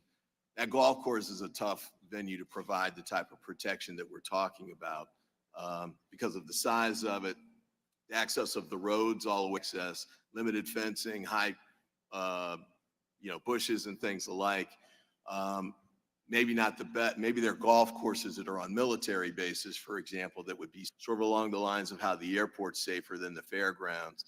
So I hope we can figure out a way for, as we move forward with these, especially for a rest and relax as opposed to a campaign scenario where there's a First Amendment effort to allow a candidate to reach voters or spectators. I think that's the highest priority. It should be able to pick whatever they want on that scenario, but maybe the R&R is a different scenario. But with that, I yield back and thank you, Mr. Chairman, and thanks to all of you for your service. Thank the gentleman. Now recognize the representative from Louisiana for 5 minutes. Thank you, Mr. Chairman. Gentlemen, I'm going to be moving fast. And Mr. Chairman, let me assure you, we're going to get to the bottom of everything that happened on J13. What happened, when, precisely, the timeline, what went right, what went wrong, where were their failures, where was their heroic action. We're going to thoroughly and calmly investigate the entire incident, the attempted assassination of former President Trump, and an excellent report to the American people in December. So we're in the middle of this thing right now, and I have to cover a lot of territory in a very few minutes. Commander Lenz, you're the commander of the entire tactical unit for Butler County. That's a multiple agency unit that's assembled across the county. And I just want to clarify that. Did you command and supervise the drone team on the morning of J13 to observe and scan the entire property, including the water tower? We had a private company that offered to fly a drone. They were under your command? Correct. Yeah. Yep. And was that sophisticated drone equipment? Or? As far as I understand it, yes. Yes, sir. Did you post 2 patrol response units at the water tower for J13? I did not. I had no actual decision-making as far as the planning goes. Or people. Was it your understanding that there were 2 patrol response units parked in the vicinity of the water tower on J13? I do believe at some point there were. Okay, as we're trying to get to. And was the water tower ladder, which is about 25 feet high, was it ever lowered that day? No. Thank you very much. Regarding radiations, in the pre-mission briefing, you were involved extensively in that in the couple of weeks prior to J13. That's my understanding. Yes. Thank you. Regarding radio communication with the visiting federal agencies with jurisdictional authority to protect the former president, the Secret Service, did Butler County ESU unit provide particular radios for the Secret Service or set aside radios for the Secret Service? We did. You did. Did you call calls to the Secret Service counter sniper teams and remind them to pick up their particular radios on the morning of J13? So I had spoken to them, offered the radios. That was on Thursday. Correct. And then the day of the rally, our sniper team leader, when they did their face-to-face, he reminded them that the radios. Yes. Did they ever pick up those radios? And so those 2 counter sniper teams for the Secret Service were posted up on roofs. There was a northern counter sniper team, which ultimately did not take a shot on crooks because their line of sight was blocked by a couple of trees. I believe in the southern counter sniper team, which ultimately did fire the killing shot at crooks by themselves, correct? Yes. Mr. Sullivan, would have been helpful. You said it was absolutely unacceptable for there to not be direct radio communications. Would it have been helpful for the Secret Service to pick up the radios that the Butler County ESU had provided for them and reminded them to pick up? Absolutely. Especially up on a roof, being isolated as these counter sniper teams are. Yes. They didn't have that application. No, would have been Let me helpful. clarify that the local Butler County issue in command of all the local forces assisting Secret Service that day attempted communication to the counter sniper teams. My goodness, time rolls quickly. I'd like to jump into shot number 9. Shot number 9 during the interviews with the Secret Service PI, they commonly step over shot number 9. They say Crooks fired 8 rounds and then the Secret Service fired a killing shot, shot number 10. But there was a shot number 9 fired. What lens? There was. Okay, Commander, I'm gonna quote from the transcribed interview of Aaron Zalaponi. That's the tactical SWAT officer under your command that took shot number 9. He was deployed. He heard the radio traffic. He saw the commotion. He left his deployed position and ran into a position where he shot on if there was a shooter up on a roof, somebody on a roof. He said seconds after that is whenever the first 3 shots were fired. So I hear the first 3, crack, crack, crack. And I'm like, okay, where we at here? I look up, that's when I see Crooks. I got his head, his shoulders. I can see a rifle. At that point, I hear another crack. That's when I start pulling my weapon up. He gets 3. As I'm getting my target acquired, I'm getting my red dot up. I can see the gas emit from his barrel, his muzzle. Then right after that, I hear the snap of his 5th shot go off. I press one off, and that's when he immediately goes down. When I say goes down, it wasn't like he was ducking to get out of the way. I mean, I know I hit him. Like there's no doubt about it. He goes kind of jerks to the right, and then he slumps over slowly, and then kind of slowly rolls backward out of my field of view. So at that point, I did not have a second shot. At that point, he tries to recover. Seconds after that, the Secret Service, from a different vantage point, a higher vantage point, takes the killing shot. So my final question, if I may, to the doctor. With us, doctor? Yes, I Dr. am. Goldschmidt. You stated, sir, and I know you're doing your best. You performed the autopsy. I've observed your work. I think it was very professional work, in my opinion. There was only one bullet wound. I accept that you had only one observable bullet wound. Are you there, doctor? Yes, I am. Thank Yes, you I very am. much.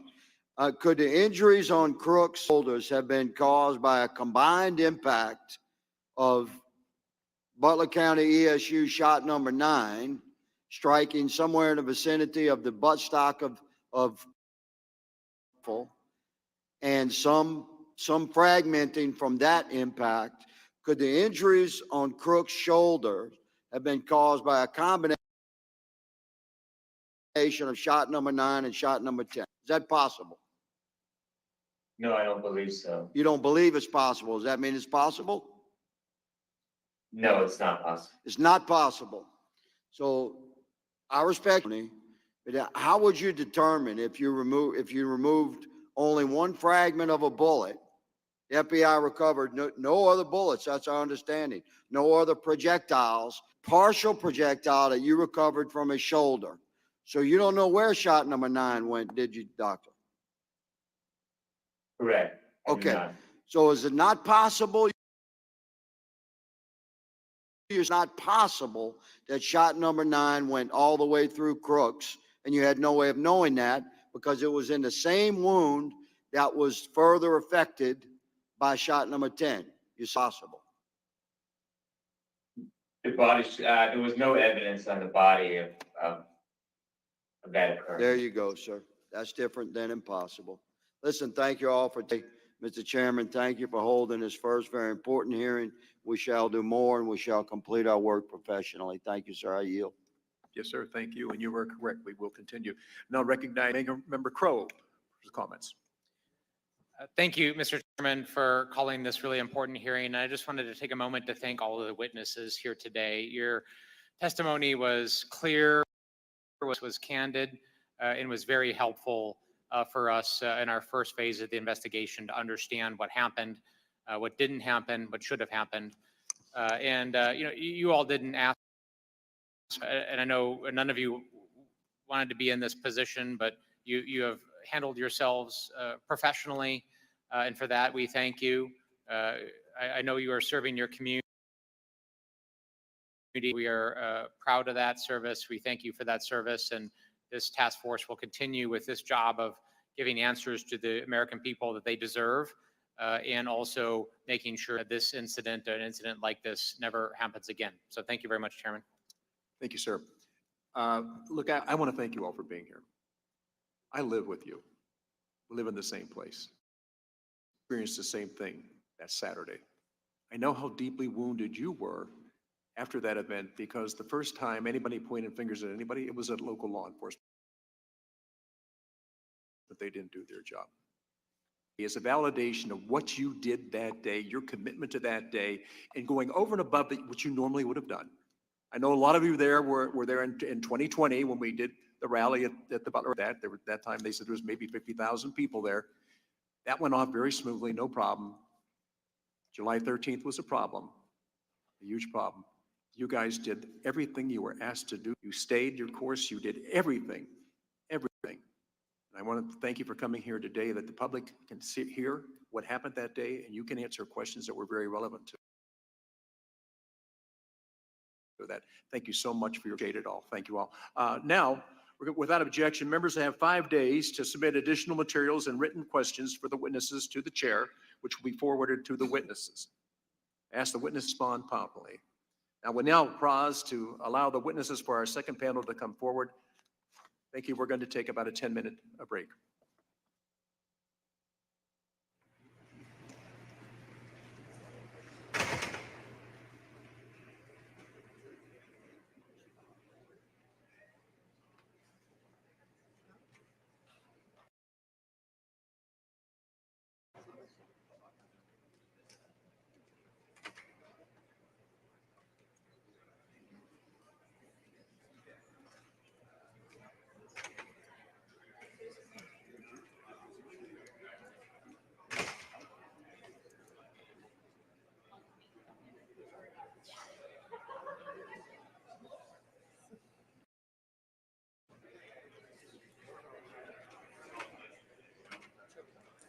Oh, okay, yeah.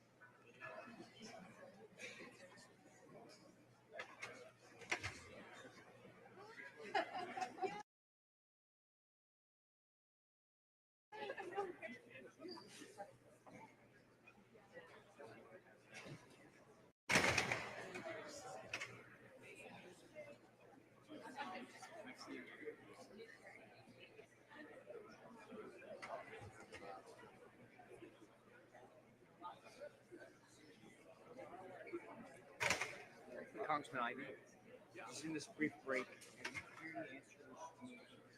I think we're getting there. I think the Secret Service.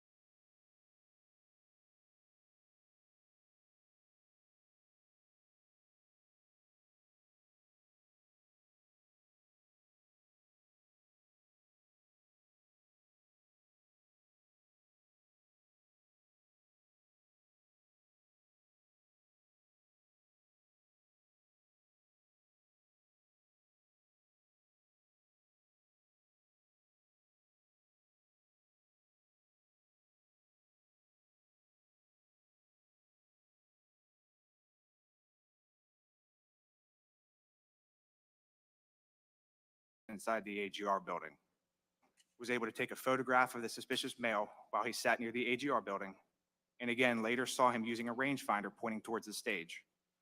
And this information was promptly reported to the Pennsylvania State Police Command Center, the Butler County Sheriff's Office, and the Butler Township Police Department. Had these officers not picked up on this suspicious behavior, we likely would not have known anything was wrong until shots. Prior to those shots being fired, an operator from Butler ESU had exited the red barn behind the stage and was monitoring the AGR area due to the suspicious person reports. When shots rang out, he was able to quickly identify where the shots were coming from. He observed the shooter, he shouldered his rifle, he acquired his target, and he fired one round at the shooter to recoil and briefly fall out of sight. He did this less than 6 seconds after shots began, using his short barrel M4 platform rifle chambered in .556 with an EOTech weapon at a distance of approximately 110 yards. He remained on target, prepared to engage with additional rounds, and as the shooter slowly came back into sight, a Secret Service counter sniper fired a round strike, ending the active threat. No other rounds were fired by the shooter after he was engaged by the Butler ESU operator. Since July 13th, we have cooperated with multiple investigators, and our members have been interviewed by the Pennsylvania State Police, the FBI, the Senate Homeland Security and Governmental Affairs Committee, the Secret Service Mission Assurance Investigators, the Homeland Security Independent Senator Grassie's office, and of course, this House Task Force. We have done so without subpoena, and I am here today without being subpoenaed. Butler County ESU has nothing to hide, and we will cooperate, as I believe the American people deserve the truth. The events that occurred at the Butler rally are nothing short of a tragedy. Evil will always be a threat, and we must continually review our operations and constantly strive to achieve perfection, though we will never achieve it. Thank you. Thank you, Commander Lenz. Appreciate it. And I know how heartfelt this has been for you because we talked right after this. That's the purpose of today's hearing. Local law enforcement has gone through way too much. So we're going to get to the bottom of the work you did today was exceptional. Thank you. I'm now going to recognize Patrolman Blasco for his 5-minute opening remarks. Good morning, members of Congress Force. My name is Drew Blasco. I'm a patrol officer with Butler Township Police Department and assistant team leader of the sniper unit with Butler County Emergency Service Unit, as well as a veteran of the U.S. Army. By stating the place where the deadly events of July 13th unfolded is my home. I was born and raised in Butler Township, Pennsylvania, and I've regularly attended the annual farm show since I was a child. The Butler Township community is sacred to me and to the members of the police community with whom I serve. Many of our families and friends work in Butler Township and are very hard day in and day out to ensure their safety and to maintain the peace and safety of all who come into the township. The events that ultimately played out were horrific and tragic. His family lost a husband and a father. People's lives were changed forever. I had the unique perspective of wearing two hats for this rally. As an ESU member and assistant team leader, I took part in some of the planning meetings, which included interaction with the Secret Service. On the day of the event, I worked as a Butler Township officer, assisting with traffic control to ensure that the roads are for the arrival and departure of the motorcade. I would like you all to know that I, my fellow township officers, and ESU team members are committed to doing all that we can to help prevent similar tragedies in the future. We have voluntarily participated in numerous interviews with state and federal investigators, including those of this task force. We have done so to be transparent and to do what we can to help make political rallies and public events safer. And most importantly, to prevent the lives from being shattered whenever evil men are determined to pursue evil deeds. Thank you. Thank you, Mr. Blasco. Now recognize Lieutenant Harold for his 5-minute opening remarks. Lieutenant Harold. Chairman Kelly and members of the House Task Force. I am Lieutenant John D. Harold of the Pennsylvania State Police, and I proudly entered the State Police Academy in 2005. And I'm a supervisor since 2013. I was the officer in charge of our personnel at the Butler Farm Show site on July 13th rally for former President Donald J. Trump. The officer in charge has supervisory responsibility for the PSP assets assigned to the detail and I performed those duties, including visiting each PSP post to ensure the assignments were clear and they had adequate. I also took part in planning meetings for the rally for former President Trump with Secret Service and local law enforcement, as well as preparing PSP's operation plan for the Butler site. I appreciate the opportunity to join you today to discuss the event as it pertains to the state police. The state police is a full-service police department composed of 4,062 sworn members, 1,616 civilian employees providing various law enforcement services to communities and local, county, regional, state, and federal partners. The state from our local partners and works together with full and part-time local enforcement agencies, but we do not have administrative or operational oversight over local law enforcement or county sheriff's office. We have always and will continue to work with our local enforcement partners at local and federal level to protect public safety. Secret agency at events involving its protectees, and PSP routinely provides resources and personnel to assist. As a matter of protocol, the Secret Service advises police that an event is anticipated, followed by a joint meeting and site visits. On Friday, July 5th, the Secret Service notified PSP that the former President Trump a rally would take place in Butler. On Monday, July 8th, I and other commanders from PSP attended the initial planning meeting with various law enforcement agencies. I visited times and completed the PSP operation plan leading up to July 13th. The Pennsylvania State Police provided all resources requested by the Secret Service, or did not ask me as the officer in charge of PSP assets to post a car, a trooper at the AGR International property, nor am I aware that Secret Service making that request or PSP official. 30 members of the state police were assigned to various roles to support the Secret Service. These members provided escort for the motorcade route, staff post, within perimeter, performed roving patrols, and staffed the Secret Service command post. PSP was not responsible for securing the building or property at AGR International. The Secret Service established and post for communication in the office of the farm show, Butler Farm Show. A PSP sergeant under my supervision was stationed in the Secret Service command post to relay any communication made by PSP personnel to our local and federal partners. I thank you for this opportunity to provide information about the actions of the state police in planning, staffing to the tragic events at the July 13th rally, and I look forward to answering any questions you may have. Thank you, Lieutenant Harold. I now recognize Mr. Sullivan for his 5-minute opening remarks. Mr. Sullivan. Chairman Kelly, Ranking Member Crow, and distinguished members of the task force, I am Patrick Sullivan, retired Secret Service agent with 23 years of service. I am honored to appear before you today. I'm a life member of the International Association of Internal Order Police. I'm also a board member of the United States Secret Service Association. I'm speaking for myself this morning as a subject matter expert. The information that has come to light so far regarding Butler is shocking and infuriating. However, I am very, very proud of the bravery of the agents who put themselves in harm's way to save former President Trump and the skill of the counter sniper that neutralized the incoming gunfire.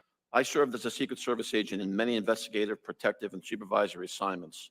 Make no mistake, the Secret Service cannot function without the assistance of its state and local law enforcement. I truly believe the men and women of the Secret Service have the most difficult and unforgiving job in law enforcement. It is a zero-fail mission. I have the utmost respect for those agents, uniformed division officers, and staff who are currently facing the challenges. For a presidential visit, the Secret Service must provide 360-degree coverage to include the sky above and the ground below. The Secret Service establishes an inner. I will now discuss a typical Secret Service advance for a presidential visit in the United States. Prior to July 13th, what follows was only provided for the president, understanding that these advance procedures are now being used to protect President Biden, Vice President Harris, as well as former President Trump. The President's staff informs the Secret Service about the date and location and itinerary for a trip. The protector notifies headquarters and the Secret Service field office where the visit will occur. The field office then notifies the relevant state and local law enforcement agencies and schedules a police meeting. It is at the police meeting that the state and local law enforcement, the Secret Service advance team, and learn about the trip. Counterparts for the Secret Service advance team and local police are identified. The Secret Service advance team usually consists of the following: a lead advance, sighted motorcade, protective intelligence, counter assault team, counter sniper team, magnetometer, counter surveillance unit, and technical advanced components to include unmanned air. After the counterparts are identified, the police and Secret Service work together on their assignments to develop a security plan for their site. They will jointly determine the assets needed to secure the personnel doing the CAT and counter sniper advance will also work closely with the local police SWAT personnel to craft a tactical response plan. The protective intelligence or PI advance works with the local police to investigate any threats or threat-related information. The site agent, in consultation with the lead advance agent, is responsible for ensuring all protection activities are coordinated and in sync. This includes ensuring all components communicate and respond appropriately during an emergency. Usually they'll visit with each site having a security room, a scaled-down version of a CP. The Secret Service lead and site agents do not have direct command or control of the state and local police officers. Off the record differently than most on-the-record movements, the Secret Service does not know the President intends to visit a location until shortly before. The Secret Service will have a site agent conduct a brief advance to ensure that there are no apparent security. Additional security measures are put in place after the President arrives. In closing, I would like to suggest Congress consider expanding the statutory authority of the Secret Service to ensure the agency can make the most possible. The United States is facing a hyper-dynamic threat environment, and the Secret Service must be certain is receiving all relevant threat information. The failure of most Secret Service persons informed about the specific threat facing former President Trump stands out. Currently, there is no statutory requirement mandating federal, state, and local agencies must report to the Secret Service concerning threats against the President or other protectees. There are agreements in place and memorandum of understanding to allow the transfer of such information, but no legal mandate to do so. In my opinion, the such information must be immediately provided to the Secret Service to take whatever steps it deems necessary to conduct an investigation and follow-up. For example, the FBI has exclusive jurisdiction to investigate a kill the President before the attack takes place. Since the Secret Service is responsible for protecting the President, it should be part of all such threat investigations, so it can take appropriate steps to prevent an assassination. Finally, the FBI has authority under current law to seek the assistance of any federal, state, or local agency, including the military, to help investigate an assassination or assassination attempt after the fact. The Secret Service should have similar authority to call for such assistance to prevent an assassination or assassination attempt. That concludes my statement. Thank you very much. Thank you, Mr. Sullivan. I now recognize 5-minute opening remarks. Now, the witness is going to be testifying over the phone, right? Okay. Dr. Goldschmidt, please. Good morning, Chairman Kelly, Ranking Member Crow, and distinguished members of the task force. My name is Dr. Ariel Goldschmidt. I'm the Chief Medical Examiner for Allegheny County, Pennsylvania. On July 13, 2020, attempted assassination of former President Trump, I, through my staff, reached out to the Butler County coroner, Bill Young, to offer our assistance if needed. Later that night, our assistance wasn't, and arrangements were made to transport the bodies of Thomas Matthew Crooks and victim Corey Dean Comparator to our office. Our office wasn't involved in the transportation. However, once they were transported to our office, the required chain of custody work was processed. The following morning, July 14 at 9:15 a.m., I began Mr. Leaf with the assistance of other technicians named in my report. Prior to the autopsy, the body was x-rayed. Major handprints were obtained by the FBI Major Incident Program, and gunshot residue test samples were collected by autopsy technician Lauren Moran. My involvement in the case was limited to the autopsy, in which Thomas Crooks died as a result of a high-velocity gunshot wound to the head with an entrance wound of the left upper lip.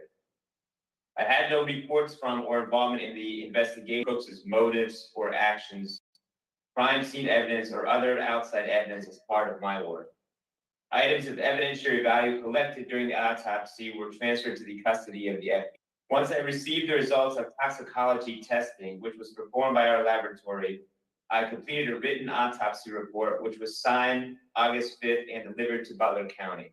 Office's involvement in the case concluded on July 22nd, 2024, when Mr. Crooks' body was released to a funeral home pursuant to the directives of the Butler County coroner. Thank you, Doctor. Now we're going to move to member questions under the 5-minute rule, and I'm going to recognize myself for 5 minutes of questions. First, we're going to show a video to get things started. The video is from this dash cam of a Pennsylvania State Police patrol car on July 13th. This footage has never been released to the public, and it has been edited to show relevant parts. The video, as you, the timestamp in the upper right-hand corner, begins at 18:08 or 8 minutes after 6 p.m. In the first 12 seconds of the video, you will see a figure circled in red, seeing the roofs of multiple AGR buildings. This man is Thomas Crooks. You will then see the patrol car begin moving toward the AGR buildings, and we lose sight of Crooks, but about 19 seconds in years. Again, we have circled him in red before we lose sight of him at about 20 seconds later. Now, we cut the video for length, so it picks up at about a minute and a half later at 6:10 p.m., 8 seconds. Here you will see law enforcement around the AGR building. At this point, all law enforcement entities staffing the rally are aware that there is an individual on the roof of AGR, but they do not is armed. Behind the trees, you will see one officer attempting to lift another officer up onto the roof, and you will see that officer pull himself up and look to the left.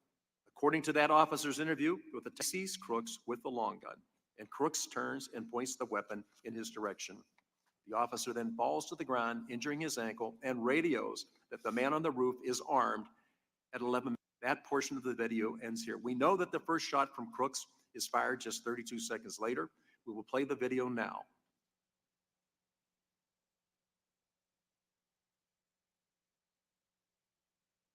This will take about 51 seconds.